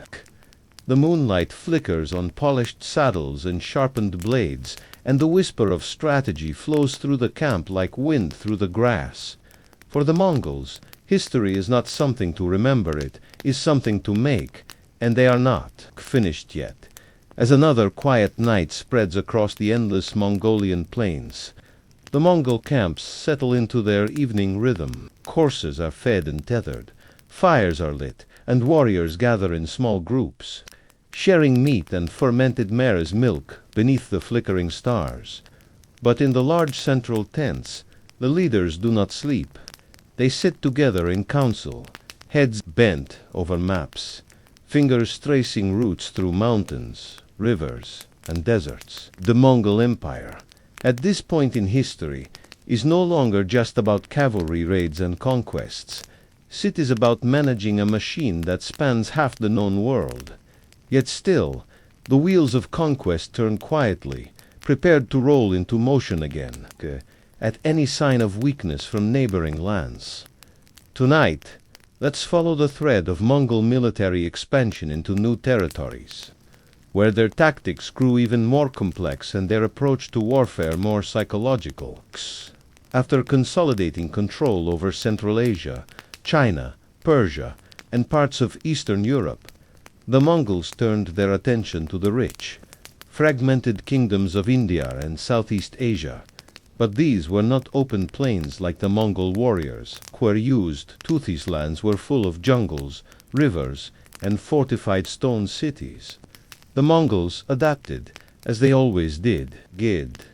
Instead of relying solely on cavalry, they recruited local guides, learned about monsoon seasons, and modified their supply chains to handle humid climates where traditional steppe tactics would fail.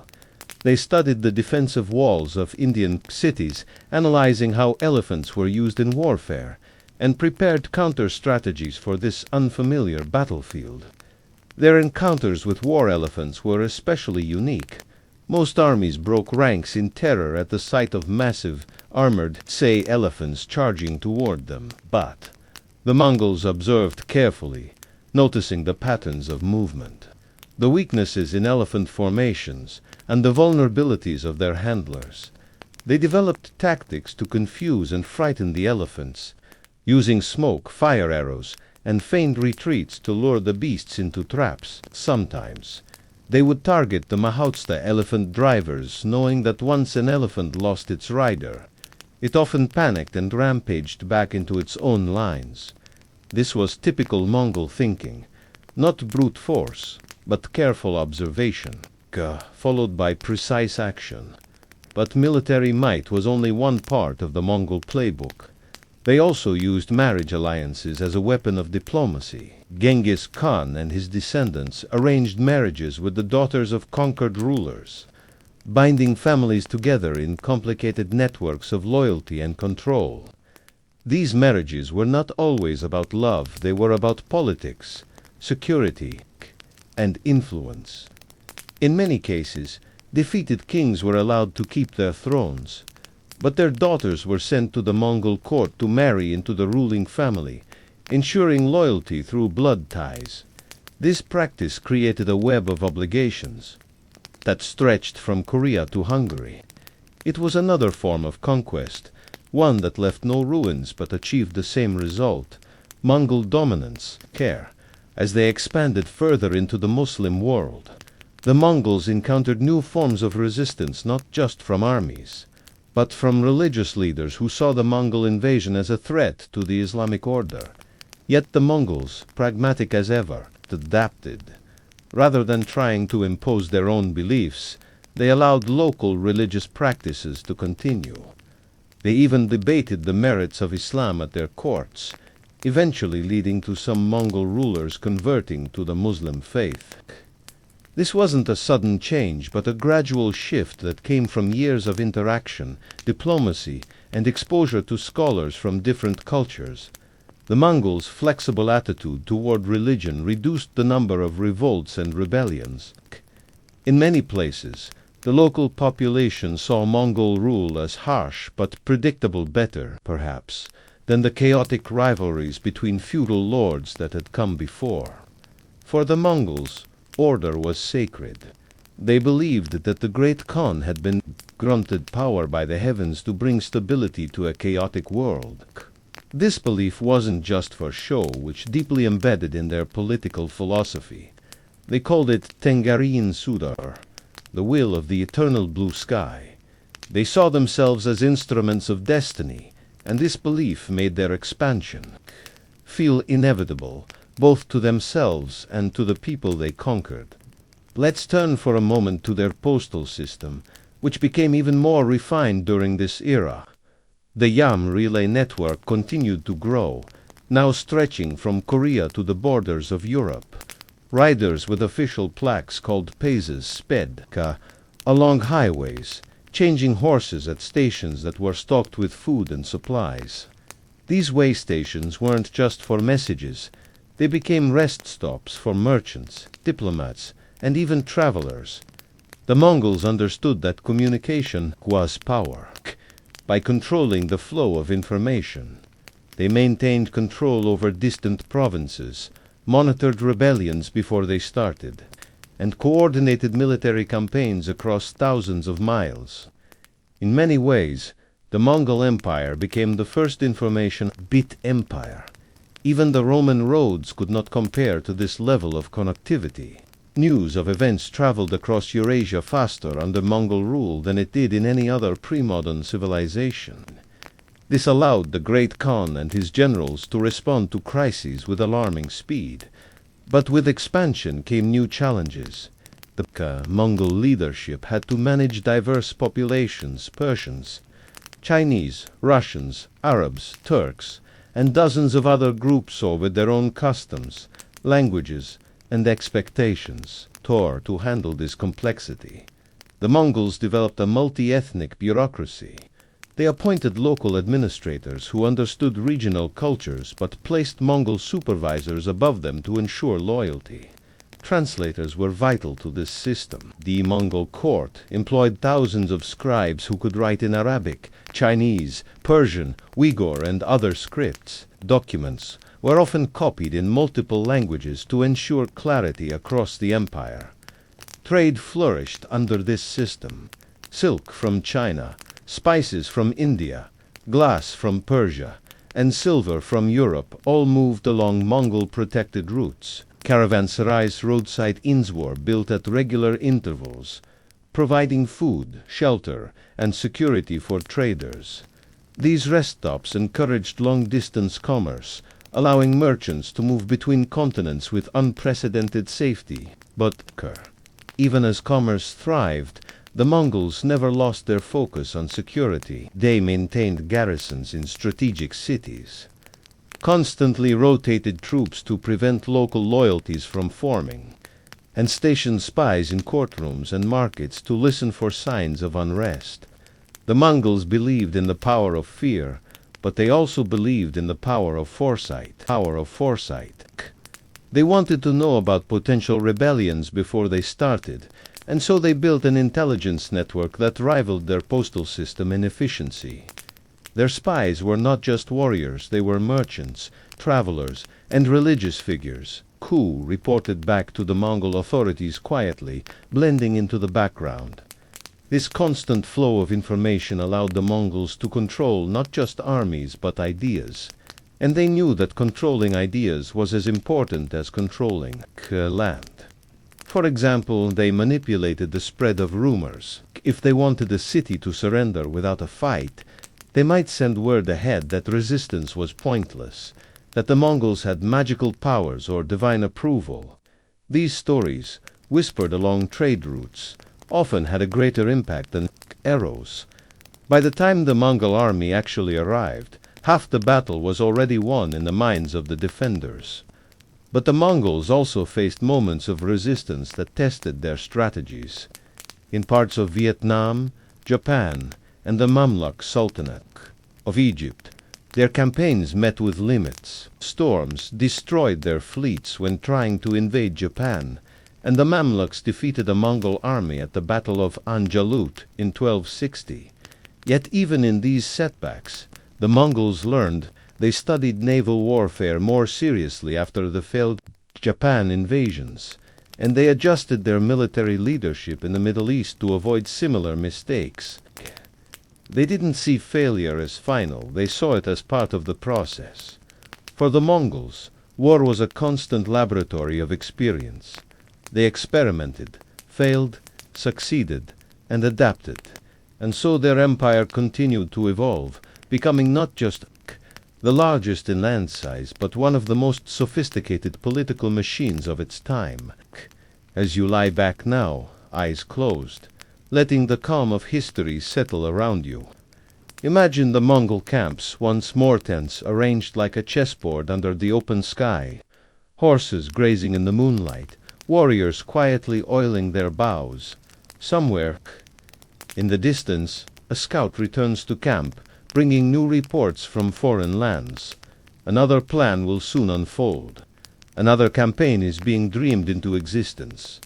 The empire may seem at rest, but it is never truly still. The Mongol world moves quietly in the night, always watching, always learning, always waiting for the next horizon to conquer. As the Mongol Empire entered the later stages of its expansion, the world began to shift under its influence in ways that no previous civilization had managed. Borders that had once defined kingdoms were erased, replaced by a vast and fluid system of Mongol control that stretched from the Pacific Ocean to the heart of Europe. But the Mongols did not rule like traditional kings or emperors. They ruled as managers of movement, of trade, of ideas, and of war. In this part of the story, the focus is no longer just on conquests, but on how the Mongols maintained an empire so large that it covered nearly a quarter of the Earth's landmass. Imagine for a moment the great Khan's court not in a marble palace, but in a portable tent. The floor is covered with carpets from Persia, silk from China hangs from the walls, and low tables display gold and silver cups traded from distant lands. Yet the Khan himself, despite this luxury, still prefers to sit on the floor, drinking fermented mare's milk as he listens to reports from his generals. Each report is a thread in a massive web that the Mongols have spun across the world. Scouts return from the west with news of European kingdoms growing nervous about Mongol expansion. Traders bring rumors of new inventions from China: gunpowder, weapons, paper currency, printing presses. Couriers from the south deliver reports about rebellions in India, floods in Persia, and shifting alliances in the Middle East. The Khan listens, his mind piecing these events together like a puzzle. To the Mongols, ruling the world was not about stamping their name. On maps it was about keeping the flow of information smooth, the wheels of war oiled, and the roads open. They believed in what could be called kinetic governance, a constant state of movement and adjustment. One of the ways they maintained this control was by setting up a postal relay network so vast and efficient that it astonished even their enemies. The Yam system had thousands of stations, each stocked with fresh horses and supplies, allowing riders to travel up to 250 miles a day. Official messages, carried by riders with special badges, could reach from Beijing to Baghdad in mere weeks, a feat unheard of in medieval history. These communications weren't just about military orders. They included census data, tax records, trade updates, and even medical knowledge. The Mongols understood that information was the blood of empire. But perhaps more fascinating was the way they managed commerce. The Silk Road, once a dangerous path filled with bandits and unstable borders, became a highway of prosperity under Mongol rule. Merchants from Italy, Persia, India, and China could move goods across continents without fear of robbery, protected by Mongol patrols. Marco Polo, the Venetian traveler, would later write about the safety of Mongol roads, describing how a single gold plate could be carried from one end of Asia to the other without theft. This peace was enforced by harsh penalties for banditry, but also by a system of trust established through Mongol authority. Trade was not just tolerated, it was encouraged. The Mongols levied taxes on goods, but these were standardized and predictable, reducing corruption. They issued paper currency in China and minted silver coins in Persia, unifying parts of the global economy centuries before modern globalization. But trade was not the only thing that flowed across Mongol lands. Ideas did too. Technologies like the magnetic compass, printing, and gunpowder moved westward, while medical practices from Persia and India traveled east. Astronomy, mathematics, and philosophy crossed borders under Mongol protection, creating a fusion of knowledge that reshaped the medieval world. Scholars debated in Mongol courts, exchanging manuscripts that would have once been locked away in isolated monasteries. But even as they managed this empire of movement, the Mongols continued to refine their military. They knew that peace was always temporary and that enemies would rise again. So they maintained a standing army, ready at a moment's notice. These soldiers trained constantly, not just in riding and archery, but in siege warfare, naval tactics, and engineering. They studied the designs of foreign fortresses, learned about trebuchets and early cannons, and kept detailed records of each campaign to avoid repeating mistakes. One of the Mongols' most subtle tactics during this period involved the use of puppet rulers. Instead of directly governing every region, they placed loyal kings and princes on local thrones, ensuring that while the day-to-day affairs were handled by locals, ultimate power remained with the Khan. This created an illusion of independence, while keeping the real strings in Mongol hands. It was psychological governance, allowing conquered people to feel a sense of normalcy while preventing rebellion through quiet control.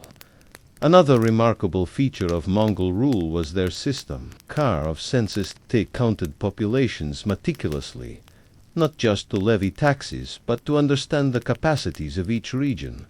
How much grain could be harvested? How many horses could be raised? How many soldiers could be conscripted if needed? These censuses were updated regularly, giving the Mongol leadership real-time data about the health of their empire. This data-driven governance was centuries ahead of its time. And yet, For all their administrative brilliance, the Mongols never forgot the art of fear. They maintained their reputation for brutality as a tool of control. Even in peaceful times, stories circulated about Mongol punishments, entire cities leveled for rebellion, fields salted to prevent regrowth, skull pyramids built outside city walls as warnings.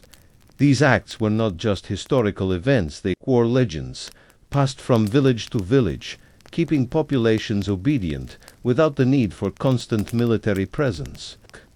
The Mongols understood that memory could be a weapon, just as sharp as any sword. But let's shift now to how the Mongols handled internal unity. As their empire grew, it became harder to maintain cohesion.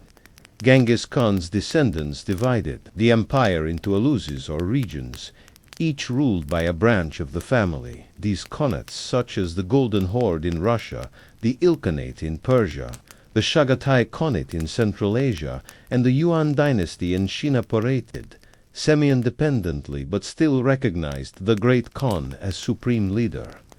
This division prevented civil war for a time but eventually led to rivalries.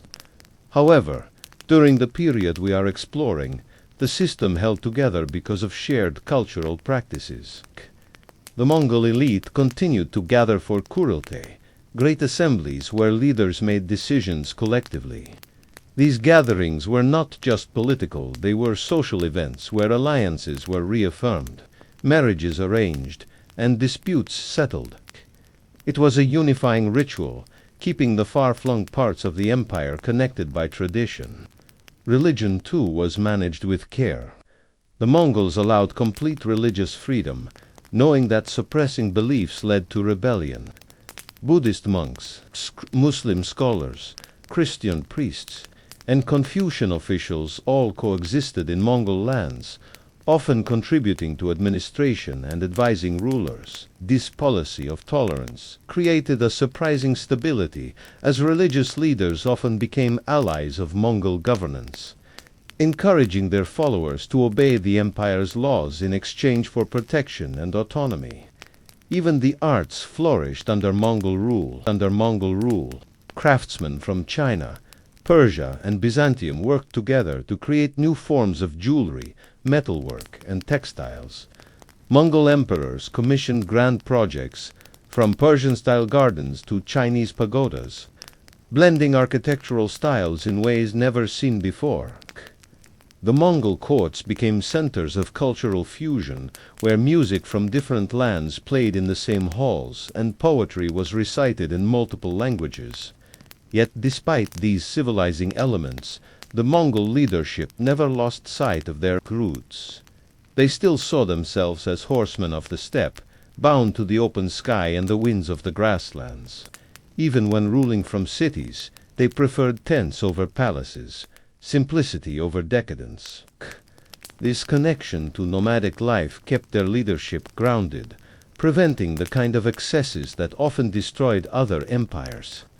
And so, as you lie quietly now, perhaps in the stillness of your own room, the story of the Mongol Empire continues to unfold in your mind. Picture the vast steppe under a silver moon, caravans moving like shadows across the land, armies drilling in silence while traders count silver coins under lantern light. Somewhere, a Mongol general listens to reports of distant lands, thinking about the next move in the great game of empire. The empire is at its peak, but it is not idle. It is always adjusting, always learning, always preparing for the next challenge. The horses are resting now, but their riders are not done. The world still turns beneath the hooves of Mongol history. As the Mongol Empire reached the height of its power, a strange quiet settled over much of the known world, a silence not of peace, but of controlled stillness, like a bowstring drawn but not yet released. The Mongols, who had once thundered across the steppes in endless waves of conquest, now presided over a realm so vast that it seemed the earth itself had bent under their rule. But for the Mongols, empire was never about resting on past victories. It was about management, about balance. and about maintaining the fragile systems they had built through war, diplomacy, and fear. Tonight, let's step deeper into this period of Mongol history, when the world lived under their shadow but still pulsed with change. Imagine the Mongol court at Karakoram, the capital city that rose from the wind-swept plains of Mongolian, a grand metropolis of stone towers, but a city designed by nomads, blending the portable with the permanent. There were wooden palaces, alongside felt tents, silver fountains shaped like steppe animals, and marketplaces filled with traders from every corner of Eurasia. In the center of this world sat the great conscourt, where envoys from distant kingdoms waited in long lines to pay tribute, seeking alliances or begging for mercy.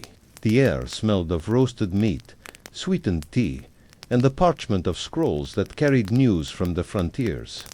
But inside the Khan's tent, the mood was always serious. Maps stretched across low tables, pinned with markers for armies, trade, fruits, and potential threats. The Mongol leaders never stopped planning, not because they feared rebellion in the moment, but because they understood the long game of history. They knew that even the strongest empire could crumble if it stopped moving, thinking, or adapting. And so they refined their systems again and again. One of the most unusual systems they developed was their legal code, known as the Yassa. Unlike the legal traditions of Europe or China, the Yassa was not written down in full for public reading. It was a living code, flexible and adaptable, enforced through oral tradition and the authority of the Khan.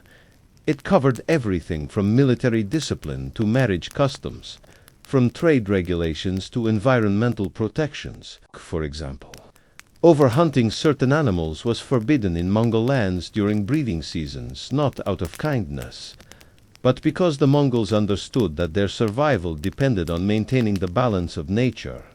Theft was punishable by death, but so was cowardice in battle, adultery, betrayal, and refusal to share food during times of famine were also considered serious crimes. But the Yassa was not just about punishment. It was about structure. It created a predictable world where merchants knew the rules, generals understood their orders, and common people had a sense of security as long as they followed the system. Yet, despite these structures, the Mongol Empire was not a peaceful place. It was a place of movement. Caravans flowed like rivers across the Silk Road, carrying silk, spices, jewels, books, and ideas. At every major intersection, Mongol tax collectors waited to ensure that the empire received its share of the wealth. But the taxes were fair compared to previous regimes. Standardized tariffs reduced corruption, and merchants often preferred Mongol-controlled routes because of the safety provided. By Mongol patrols, banditry was nearly eradicated. Anyone caught robbing travelers was executed swiftly, often without trial. This made the Mongol highways the safest roads in the medieval world. But security came at a price. In the background, Mongol spies listened, split to conversations in taverns and markets, reporting any signs of rebellion or disloyalty. This network of intelligence agents, known as the Shillong, ensured that the Great Khan always knew what was happening across his empire.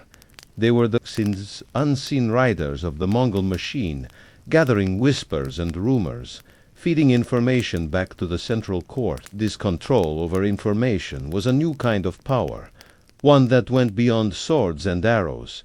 It was the power of perception, of knowing before acting. The Mongols also pioneered the use of military reserves in a way other medieval societies did not.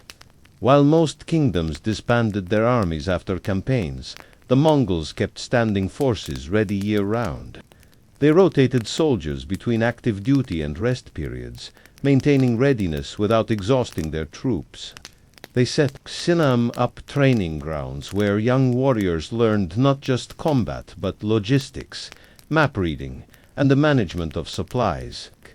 This created a professional military class, always prepared to mobilize at a moment's notice. And when the time came to move, they could travel faster than any army in history. Each soldier had multiple horses, allowing them to switch mounts and keep moving for days without stopping. They carried lightweight but deadly composite bows, curved sabers, and lassos for capturing enemies alive. But, perhaps most importantly, they carried knowledge of the land, of the seasons, of how to use terrain as a weapon. The Mongols never attacked blindly. They studied their enemies for months, sometimes years, before launching a campaign. Scouts mapped rivers, watched animal migrations, and learned local languages. They sent merchants ahead of the army to gather intelligence, and sometimes even arranged fake trading missions that doubled as espionage operations. When the time for battle came, they often knew more about their opponents than the opponents knew about themselves. Their strategies were built on deception and surprise. They used feigned retreats to draw enemies out of fortified positions, then circled back to attack from unexpected directions. They set fires to create smoke screens, used drums and horns to confuse enemy formations, and manipulated the environment itself, diverting rivers, blocking mountain passes, or burning grasslands to force enemy armies into traps. But they didn't just fight battles, they waged psychological war. The Mongols understood the human mind as well as they understood the horse. Before attacking a city, they sent messengers to offer surrender terms. If the city complied, it was spared and added, tied to the Mongol system, becoming a tributary state. If it resisted, the punishment was total. Entire populations could be wiped out, and survivors forced to build towers of skulls outside their ruined cities. These acts were not just terror for terror's sake, they were messages to the next city on the list: surrender or face the same fate. And so many cities, hearing these stories, surrendered without a fight, becoming part of the Mongol web of trade and governance. But let's not forget the cultural transformations happening alongside this brutality. Under Mongol rule, artists from Persia worked alongside Chinese craftsmen, creating new forms of art that blended East and West. Scientists shared knowledge across continents, translating texts from Arabic into Chinese, from Sanskrit into Persian. Medical ideas crossed borders, and astronomy flourished under Mongol patronage. The world became smaller in some ways, as Mongol governance connected distant lands through common systems of trade, law, and communication. The Mongols even experimented with paper money, spreading the use of printed currency in China and other parts of their empire. This was not just a financial innovation, it was a symbol of trust in a centralized economy. Merchants accepted paper instead of gold because they trusted the Mongol system to honor it. This trust, built through fear, fairness, and efficiency, held the empire together longer than anyone expected. But cracks began to form as well. With an empire so large, regional governors started to act independently. The sons and grandsons of Genghis Khan divided the empire into khanates, each ruled by a different branch of the family. While they still recognized the authority of the Great Khan, tensions grew between regions. The Golden Horde in Russia, the Ilkhanate in Persia, the Chagatai Khanate in Central Asia, and the Yuan dynasty in China began to develop their own interests. The unity that had once defined Mongol expansion started to give way to local politics. Yet for a time, the system still held. The Mongols maintained trade networks, kept the roads safe, and continued to influence global history. Even European kings and popes sent letters to the Mongol courts, hoping for alliances, trade agreements, or simply peace. The Mongol presence loomed over every decision made in medieval Europe and Asia. They had become a force woven into the fabric of the world itself. As you drift deeper into this story, imagine the soft hush of the steppe at night, the wind moving through tall grass, The quiet clinking of armor as sentries change shifts, the distant neighing of horses. Somewhere, in a tent lit by oil lamps, a Mongol general listens to a scout's report, nodding silently as he learns about new lands, new enemies, and new opportunities. The empire is vast, but it is not finished. It breathes, thinks, and moves in the darkness, always preparing for the next dawn, when once again the sound of hooves will echo across history. As the winds of the Mongol Empire continued to stretch across continents, a subtle shift began to take place. The early days of conquest, when the sound of hooves and the thunder of arrows had toppled kingdoms, were slowly giving way to an era of complex administration, diplomacy, and political intrigue. But make no mistake, the Mongols never lost their hunger for control. They had simply evolved from conquerors into managers of the world. Their empire now encompassed an unimaginable mosaic of cultures, languages, and faiths, stretching from the cold forests of Siberia to the palm-lined shores of the Persian Gulf, from the mountains of Tibet to the frozen rivers of Russia. Yet the foundation of their rule remained the same: mobility, information, and fear woven together into a fabric so tight that even distant kings trembled at the whisper of Mongol intentions. Imagine the court of Kublai Khan, Genghis Khan's grandson, now ruling from a more permanent capital, Konbalik, later known as Beijing. Here, the Mongol leadership merged steppe traditions with the grandeur of Chinese imperial culture. Kublai Khan dressed in silks but still consulted shamanic advisors. He sat on a throne, yet his generals still called him by the same simple titles used on the steppes. Under his rule, the Mongol Empire reached its greatest extent, but also its most complicated moment. Governing such a vast realm required more than military might. It required systems so advanced that they resembled the bureaucracies of modern states. The Mongols expanded their postal system, adding new relay stations with stocked horses, food, and rest houses for messengers. They codified trade routes, enforcing contracts between merchants and providing official licenses that allowed caravans to move freely. They standardized weights and measures, ensuring that a pound of silk in Persia weighed the same as a pound of silk in China. This system reduced fraud and disputes, increasing trust across the Silk Road. Paper money became widespread in the Yuan dynasty under Kublai's rule, backed by silver reserves and government guarantees. Merchants accepted these notes not just because of their value, but because they trusted the Mongol enforcers to punish counterfeiters swiftly, and the Mongols were ruthless with criminals. Fraud, banditry, and forgery were punished by execution, often carried out publicly to remind the population that the law was absolute. Yet for all their strictness, the Mongols maintained religious freedom. Buddhist lamas, Muslim scholars, Christian priests, and Taoist monks all walked the halls of Mongol palaces, engaging in debates, advising rulers, and competing for influence. The Mongols had no interest in forcing conversions. They believed that the sky was vast enough to hold many gods, as long as loyalty to the Khan came first. This policy kept their empire stable, reducing religious uprisings and encouraging diverse cultures to coexist under Mongol supervision. But while trade and religion flourished, the Mongols never stopped watching the borders of their empire. Their scouts continued to ride into distant lands, gathering intelligence about new threats. They learned about European fortresses, Mamluk cavalry, Indian war elephants, and the naval fleets of Southeast Asia.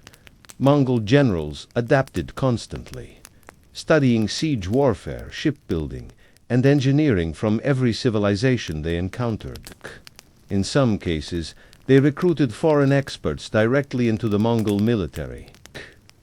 Chinese engineers designed catapults for use in Persia. Persian doctors treated Mongol princes in the steppes. Armenian miners taught the Mongols how to undermine city walls during sieges. This global exchange of skills made the Mongol army more than just a cavalry force, became a hybrid of technologies and tactics, absorbing the strengths of every culture it conquered.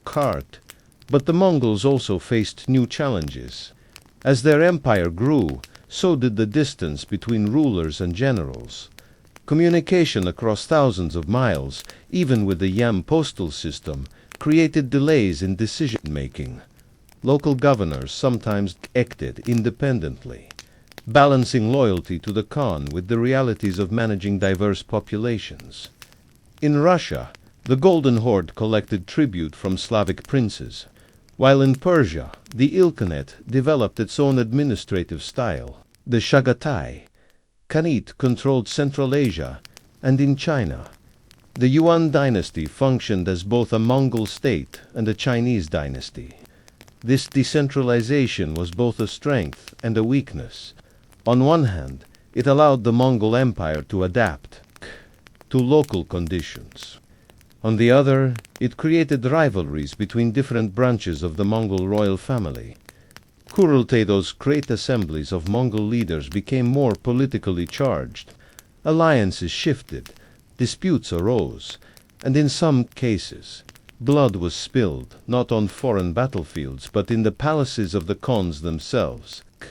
Yet, for the average person living under Mongol rule, daily life continued with remarkable stability.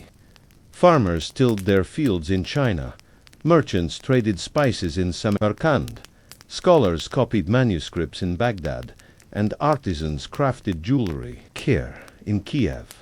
The Mongols didn't interfere much in local customs as long as taxes were paid and rebellion was avoided. They even sponsored the building of canals in China to improve rice transportation, repairing infrastructure that previous dynasties had neglected.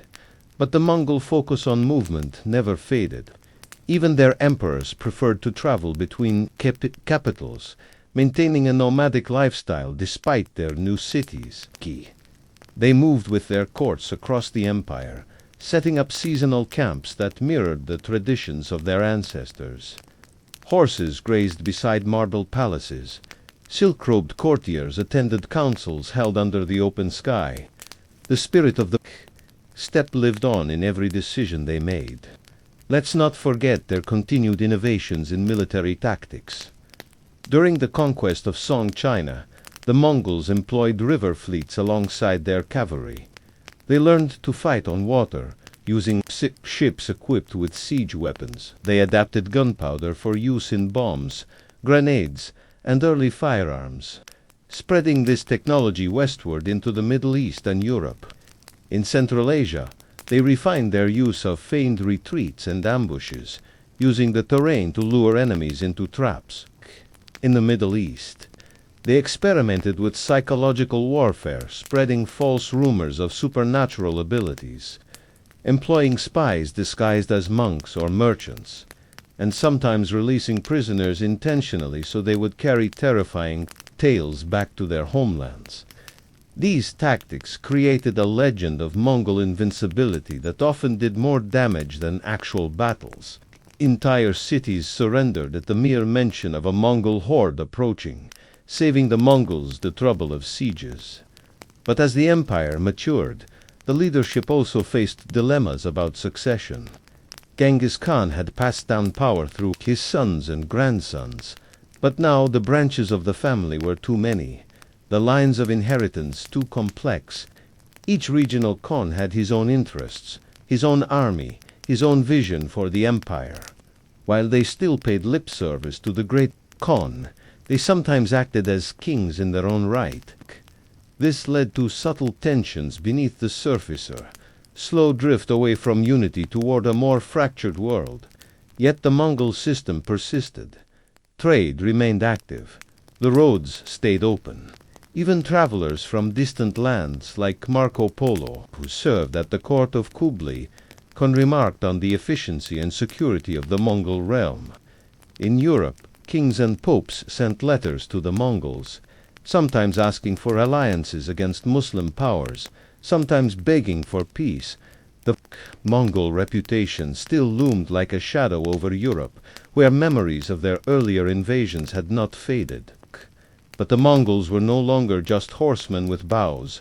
They were now rulers of cities, patrons of scholars, and managers of the first truly global empire. As you listen now, perhaps feeling the weight of history settle softly over your thoughts, imagine the great steppes once more. The sky is vast and silent. The grass sways in the night breeze. In the distance, a Mongol caravan moves slowly under the stars traders, soldiers, and courtiers traveling together, carrying goods, letters, and news across a world they have stitched together. Somewhere, in a tent warmed by a small fire, a Mongol leader unrolls a map, tracing his finger across the lines of rivers and mountains, thinking of the next campaign, the next negotiation, the next decision that will shape history. The empire breathes quietly in the dark, not as a single nation, but as a living network of cultures, armies, and ideas. And though the conquests may have slowed, the Mongol mind remains alert, always ready to move again when the winds of opportunity shift. As the vast Mongol Empire stretched across continents, the world seemed caught in a silent dance choreographed by the relentless rhythm of hooves.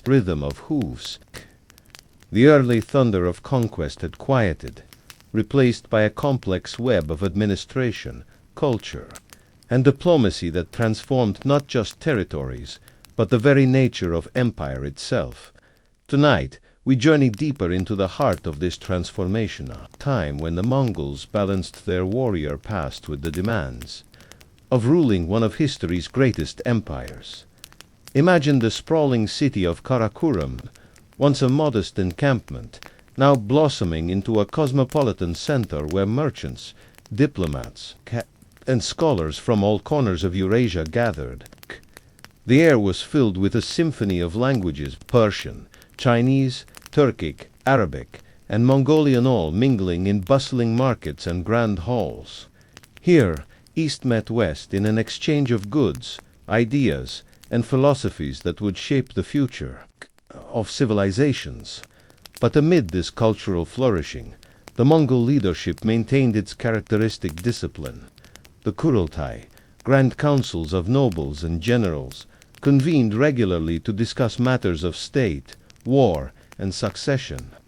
Decisions were made not by decree alone, but through consensus, balancing the voices of powerful families and tribal leaders. These meetings, often held in the open steppe beneath endless skies, were as much about maintaining unity as about governance. The Mongols had a unique approach to religion. Unlike many empires that imposed a state religion, the Mongols practiced an unparalleled tolerance. They allowed Buddhism, Islam, Christianity, Taoism, and shamanism to coexist, sometimes even sponsoring religious debates at court. This religious pluralism helped pacify diverse populations and reduced rebellion. It was a pragmatic policy: respect the faiths of your subjects, and they are more likely to accept your rule. Trade routes flourished under Mongol protection, ushering in what historians call the Pax Mongolica, the Mongol peace. Caravans laden with silk, spices, precious metals, and books traveled safely across vast distances, connecting economies from China to Europe like never before. Merchant guilds prospered, and cities along the Silk Road grew wealthy hubs of commerce and culture. Yet this peace was enforced by the ever-watchful Mongol military machine. Garrisons were stationed strategically to suppress uprisings and maintain order. The Mongol postal system, or YAM, continued to operate as the empire's nervous system, relaying news, commands, and intelligence with astonishing speed. This communication network allowed rapid response to crises, whether rebellions, foreign invasions, or natural disasters. The Mongol legal code, the Yassa, governed everything from military discipline to environmental conservation. For instance, it prohibited the unnecessary killing of animals during breeding seasons to preserve the steppe's ecologia. testament to their deep understanding of the land that sustained them. Punishments for crimes were severe and swiftly enforced, maintaining social order in a sprawling empire where local customs varied widely. Militarily, the Mongols adapted continuously. They incorporated technologies and tactics from conquered peoples. Chinese siege engineers built massive trebuchets. Persian and Arab scholars provided knowledge of medicine and astronomy. Turkic horsemen brought new cavalry techniques. Their armies blended mobility, firepower, and psychological warfare. Feigned retreats, surprise attacks, and ruthless reprisals became hallmarks of Mongol campaigns, instilling fear that often dissolved resistance before battle began. Yet the Mongols also employed diplomacy masterfully. They sent envoys bearing gifts and proposals for alliance, sometimes sparing cities that submitted peacefully. These offers, backed by the threat of annihilation, created a complex dynamic where many rulers chose submission over destruction. However, internal divisions grew as the empire's vastness strained communication and authority. The descendants, Khad of Genghis Khan, established regional Khanate Golden Horde in Russia, Ilkhanate in Persia, Chagatai Khanate in Central Asia, and the Yuan dynasty in China. While acknowledging the Great Khan, these Khanates increasingly acted independently, their rivalries setting the stage for future fragmentation. Despite this, the Mongol legacy endured. Their empire connected disparate cultures, facilitated unprecedented trade and cultural exchange, and accelerated the spread of technologies and ideas across Eurasia. The roads they secured and the peace they enforced laid groundwork for the modern world's global networks. As you settle into quiet reflection, picture the endless Mongolian steppe under a star-studded sky. The wind carries whispers of ancient campaigns, the soft neighing of horses, and the distant murmur of caravans crossing vast distances. Intense, illuminated by flickering lanterns, Mongol leaders deliberate over maps and scrolls, ever vigilant, ever planning. Though centuries have passed, the echoes of their hoofbeats still resonate in the corridors of history, reminding us of an empire that changed the world not just through conquest, but through connection, as the Mongol Empire's vast web of influence continued to stretch across continents. The rhythms of conquest began to merge with the demands of governance, culture, and adaptation. Early days of relentless expansion, driven by the thunderous charge of cavalry and the crack of arrows, gradually evolved into an intricate dance of diplomacy, administration, and cultural fusion. Tonight, we explore this remarkable transformation, shift from pure conquest to the complexities of empire-building. Picture the bustling city of Karakorum, once a simple nomadic encampment, now blossoming into a cosmopolitan center that buzzed with merchants, diplomats, and scholars from across Eurasia. The sounds of Persian, Chinese, Turkic, Arabic, and Mongolian mingled in the marketplace, where goods like silk, spices, precious metals, and manuscripts changed hands under Mongol protection. The city's architecture reflected this blend. Wooden structures stood alongside tents, and intricate carvings borrowed motifs from diverse cultures. Yet beneath this vibrant cultural tapestry lay a system of strict order. The Koralty Grand Councils of Mongol nobles and generals met regularly, often on the open steppe beneath the vast sky, to make decisions that balanced power, managed succession, and shaped policy. Unlike monarchies where decrees were unilateral, these assemblies emphasized consensus and maintained the fragile unity of a sprawling empire. Religious tolerance was a hallmark of Mongol rule. Rather than impose a state religion, the Mongols allowed Buddhism, Islam, Christianity, Taoism, and traditional shamanism to coexist. Religious leaders often participated in court debates, advising rulers and fostering peace among diverse populations.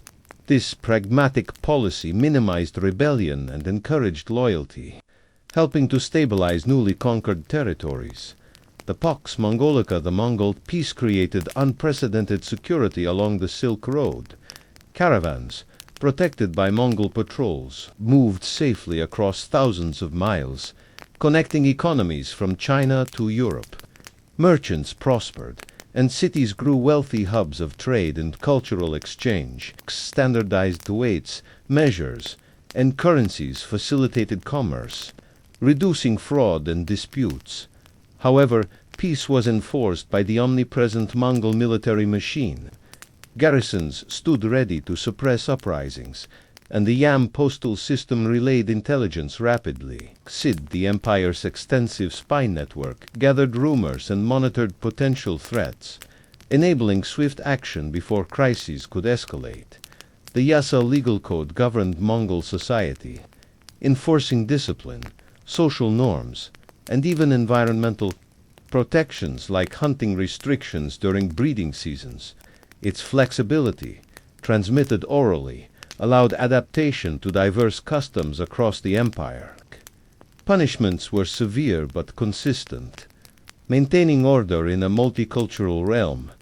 Militarily, the Mongols continued to innovate. They integrated technologies and tactics from conquered peoples. Chinese engineers built powerful siege engines. Persian scholars contributed medical knowledge. Turkic cavalry techniques enhanced mobility. Psychological warfare remained central. Feigned retreats, surprise attacks, and brutal reprisals instilled fear that often led enemies to surrender without battle. Diplomacy complemented force. Mongol envoys offered alliances and submission with generous terms, balanced by harsh consequences for refusal.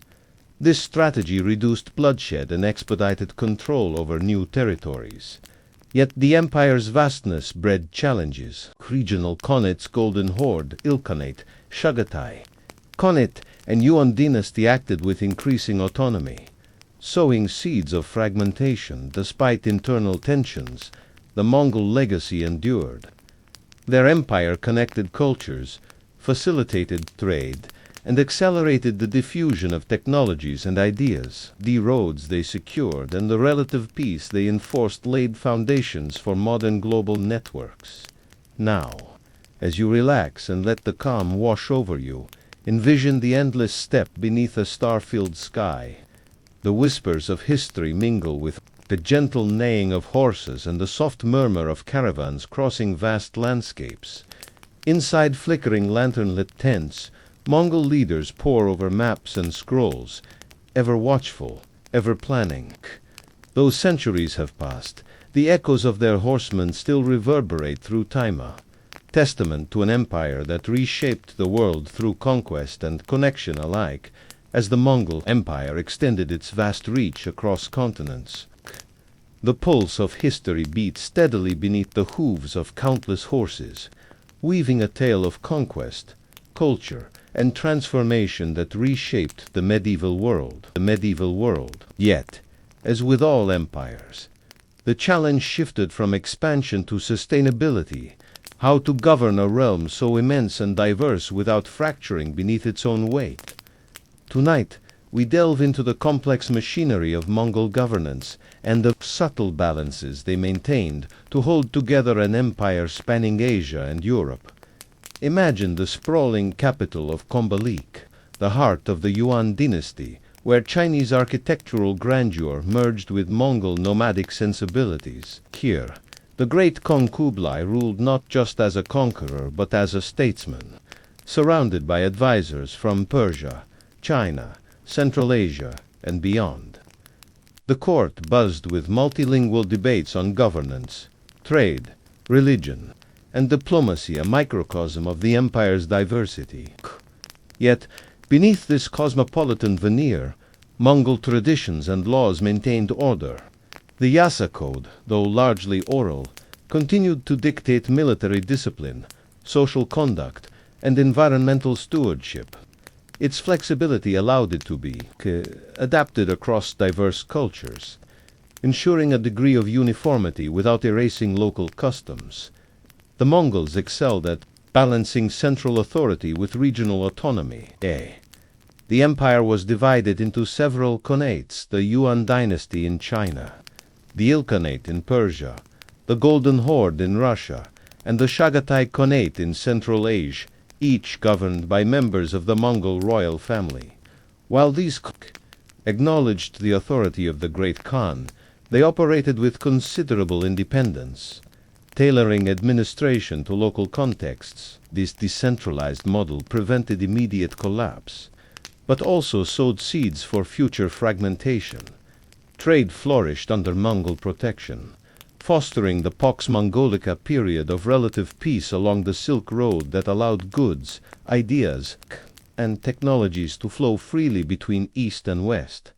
Merchants traveled safely under the empire's watchful eye, benefiting from standardized taxation, legal protections, and a network of caravanserais providing rest and security. The empire's postal relay system, the YAM, connected vast distances, allowing rapid communication that rivaled anything in medieval Europe. Culturally, the Mongol Empire was a crucible of exchange. Art, science, religion, and literature traversed boundaries, blending Persian miniature painting with Chinese calligraphy, Islamic astronomy with Buddhist philosophy. Religious tolerance was institutionalized.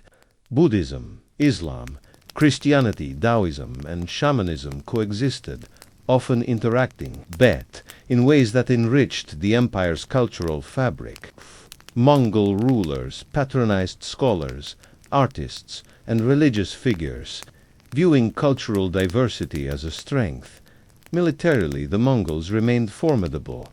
They continuously adapted, incorporating new technologies like gunpowder, weapons, and advanced siege engines from conquered peoples. Their cavalry tactics evolved to include combined arms strategies, integrating infantry, archers, and engineers. Psychological warfare, feigned retreats, terror tactics, and misinformation continued to weaken enemies before battle. However, as the empire aged, military campaigns slowed, replaced by efforts to consolidate and administer the vast territories. Despite these achievements, challenges grew. Communication delays and the vastness of the empire strained central control. Rivalries among the Mongol elite led to political intrigue and occasional conflicts. In some regions, local populations resisted or rebelled against Mongol rule, requiring costly military interventions. Environmental factors, such as harsh winters and famines, also tested the empire's resilience. Yet through all this, the Mongols maintained their identity of nomadic people at heart, deeply connected to the steppe and the horse. Even as emperors, carried from palaces, they revered their nomadic heritage, observing traditional rituals and valuing loyalty, courage, and adaptability. As you settle into quiet reflection, envision the vast Eurasian steppe under a tapestry of stars.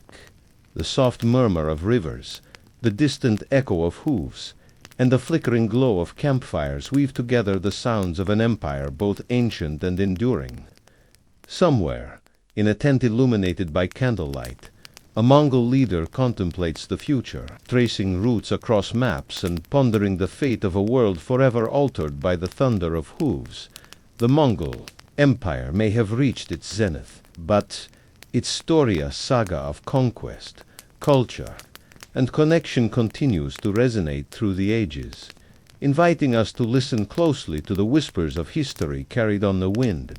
As the great Mongol Empire stretched across vast swaths of Eurasia, the relentless pace of conquest gradually gave way to the nuanced rhythms of governance and cultural fusion. The thundering hooves that once heralded unstoppable armies softened into the steady cadence of administration, trade, and diplomacy. But the Mongols' spirit, rooted in the open steppes and fierce loyalty, remained ever present, guiding an empire that was as much about connection as it was about control. Picture a sprawling caravanserai nestled along the Silk Road, a bustling oasis where merchants from Venice, Samarkand, Beijing, and Baghdad converge. Here, goods flow freely. Silk threads gleam alongside spices, precious metals, and manuscripts filled with knowledge from distant lands. Mongol soldiers patrolled the outskirts, their watchful eyes ensuring peace in a realm that had long been plagued by bandits and warlords. This Pax Mongolica, or Mongol peace, is more than just an absence of war. It is the thriving of economies and cultures under the empire's protective shadow. Yet, beneath the prosperity lay a sophisticated system of intelligence. The Mongols maintained an extensive network of spies and informants, merchants, travelers, and even religious figures who fed the Great Khan's court with vital information. Rumors of rebellion were quashed before they could take root, and potential threats were often neutralized through swift and decisive action. This unseen web of surveillance kept the vast empire cohesive, even as regional khanates gained autonomy. Cultural exchange blossomed as the empire's diverse populations interacted. Mongol rulers patronized the arts, commissioning works that blended Persian miniatures with Chinese brushwork and Islamic calligraphy. Scholars debated philosophies, translated texts, and exchanged scientific knowledge. Buddhism, Islam, Christianity, Taoism, and shamanistic practices coexisted, often influencing each other in subtle ways. Mongols' policy of religious tolerance was pragmatic, fostering stability and goodwill among subjects. Military innovation continued. Despite a reduction in full-scale campaigns, the Mongol armies incorporated gunpowder weapons, advanced siege engines, and naval tactics learned from conquered peoples. Their legendary horse archers refined tactics that combined speed, deception, and psychological warfare, maintaining their reputation as formidable warriors even in changing times. Politically, the empire was managed through a delicate balance of central authority and regional independence. Division into khanates allowed for local governance tailored to cultural and geographical realities, though it also sowed seeds for future fragmentation. Choral tegrate assemblies of Mongol nobles continued to play a vital role in disputes, affirming leadership, and maintaining unity. Environmental stewardship, embedded in Mongol tradition, persisted. Laws protected the delicate ecosystems of the steppes, ensuring the survival of the horses and game that were central to Mongol life. This respect for the land was practical as well as spiritual. Without healthy grasslands, the Mongol way of life and, by extension, their empire would collapse. Despite the vastness and diversity of the empire, the Mongol identity remained strong. Nomadic customs, oral traditions, and a shared language bound together disparate peoples. Loyalty to the Khan and the legacy of Genghis Khan's vision fostered cohesion in an ever-changing world as night falls over the endless steppes. Imagine the soft crackle of fire scattered like stars across the dark grassland. Mongol riders rest beside their horses, weapons close at hand, while their leaders gather in tents illuminated by lanterns, discussing news from distant provinces and planning for the future. The empire breathes with the steady rhythm of history, sometimes violent, sometimes peaceful, always alive. And so, the Mongol saga continues, not just a story of conquest, but a tale of connection, adaptation, and enduring legacy. The echoes of their hoofbeats ripple through time, reminding us that empires are built not only on force, but on the complex interplay of culture, governance, and human spirit.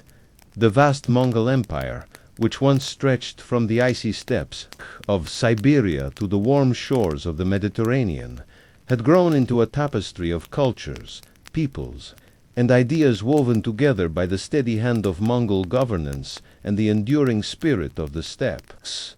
Though the days of rapid conquest had passed, the empire's heartbeat continued, pulsing through trade routes, diplomatic channels, and military readiness. Tonight, We explore the subtle forces that sustained this sprawling realm and the challenges it faced as it moved toward the twilight of its dominance.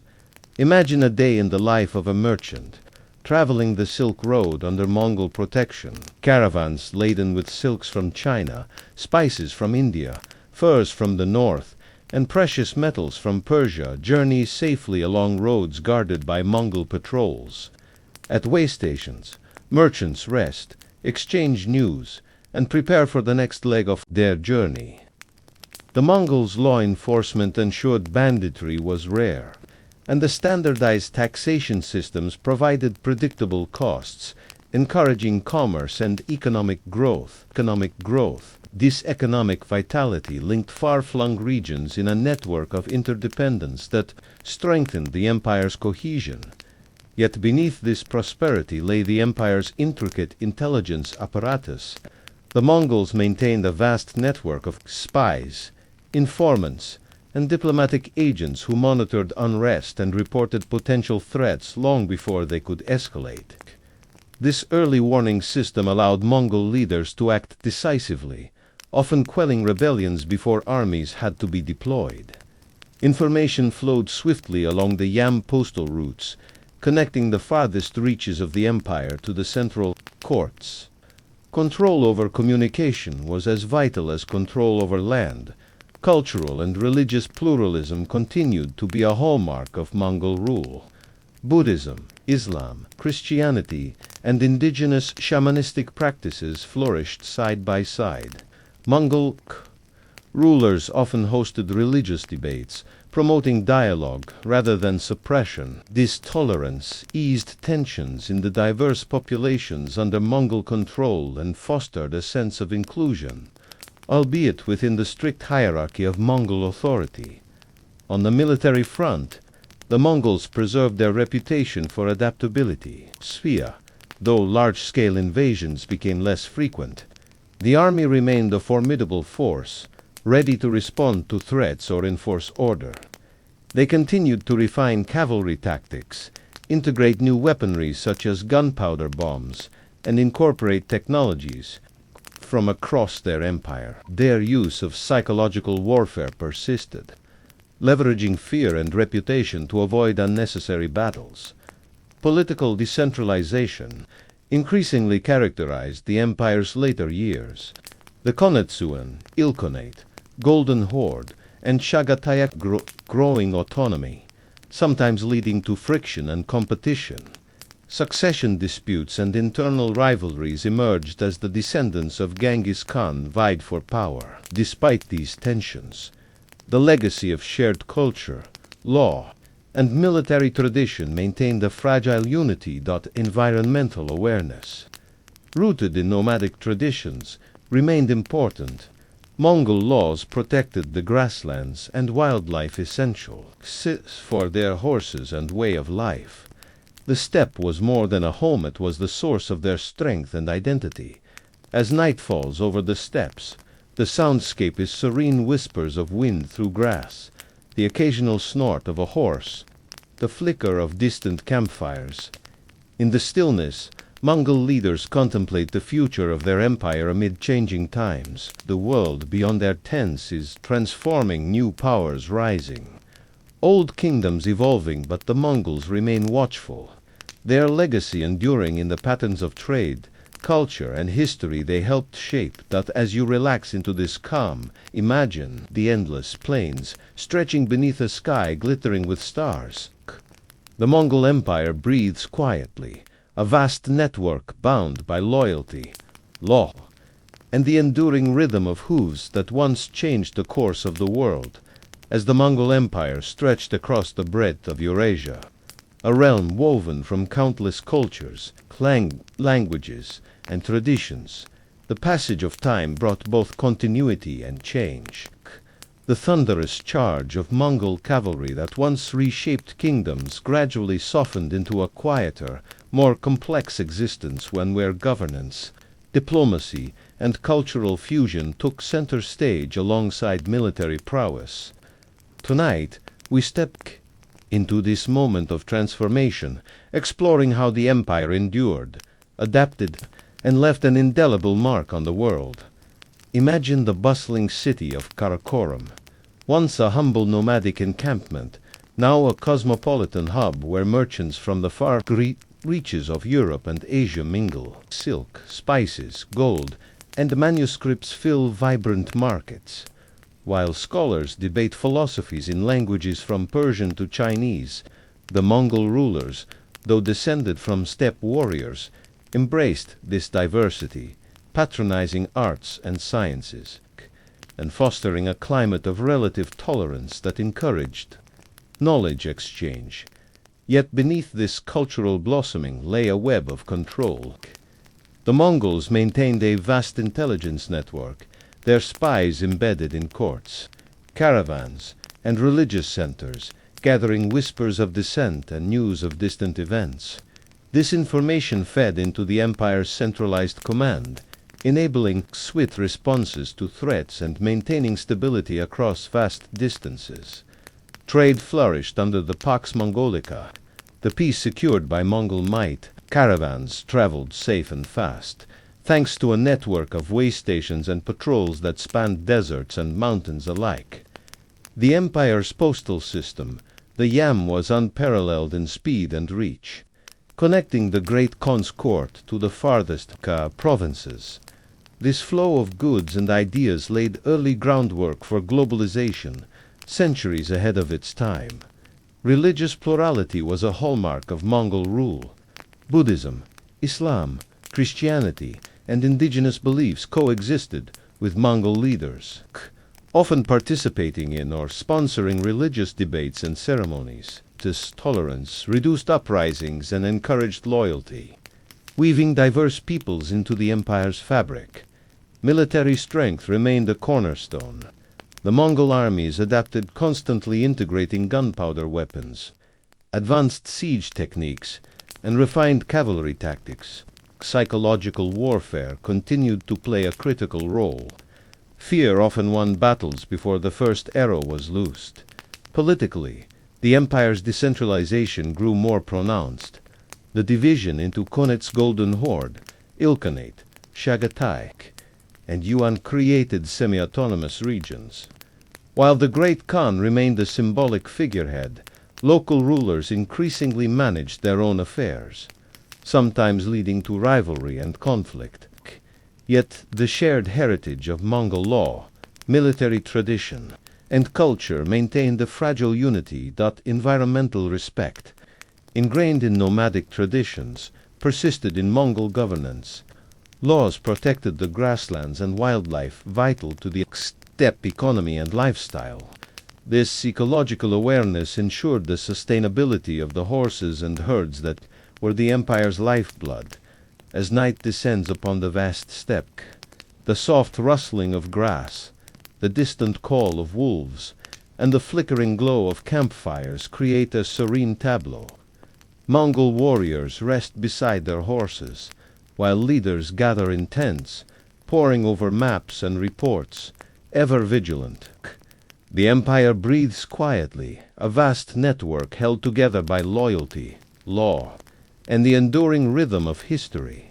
And so the story of the Mongol Empire moves forward, not just a tale of conquest, but a saga of connection, adaptation, and legacy. The echoes of their hooves still resonate through the ages, reminding us that empires are shaped not only by the sword but by the ideas, cultures, and people that rise with them. As the sun sets on the vast Mongol Empire, its shadow stretching across continents and cultures, the story of relentless conquest gives way to one of enduring legacy. From the thunder of hooves that reshaped kingdoms to the quiet governance that wove disparate peoples into a complex tapestry, the Mongols left a mark that resonates through history. Tonight, we draw the curtain on this grand saga, reflecting on how the empire's fusion of war, diplomacy, and culture changed the world forever. Imagine the open steppe under a star-studded sky, the soft flicker of campfires scattered like constellations across the grasslands. Mongol warriors tend to their horses, sharpen their weapons, and prepare for journeys yet to come, reminders that even as empires wane, the spirit of movement endures. In grand tents, leaders discuss trade routes, political alliances, and the delicate balance of power among the empire's many regions. The Mongol Empire was unlike any before it. Its military innovations, lightning fast cavalry, psychological warfare, and advanced siege tactics changed how wars were fought. Its diplomatic strategies offering peace or destruction, fostering religious tolerance, and encouraging trade transformed how empires governed diverse peoples. The Pax Mongolica opened pathways for commerce and ideas, connecting East and West in unprecedented ways. Yet, the vastness of the empire also sowed the seeds of its transformation. As regional khanates asserted autonomy, the centralized unity gave way to complex rivalries and local governance. But this decentralization was not mere decline. It was evolution, as the Mongol legacy diffused into the cultures and polities that followed. Culturally, the empire was a melting pot where Persian art mingled with Chinese philosophy. Islamic science met Buddhist thought, and nomadic traditions blended with urban sophistication. Trade caravans carried more than goods. They bore languages, technologies, and beliefs that shaped civilizations across continents. The Mongols' respect for the land and their pragmatic approach to law created a governance system that was both rigid and adaptable.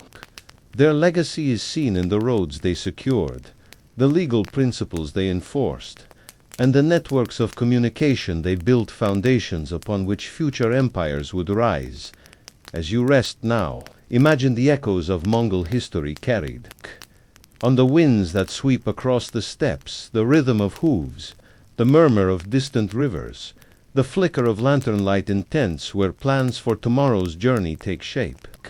The empire may have faded, but its story endures, a testament to the power of movement, connection, and transformation. Thank you for joining this journey through the Mongol Empire's incredible saga. May the calm of history guide your rest, and may the lessons of the past inspire your tomorrow.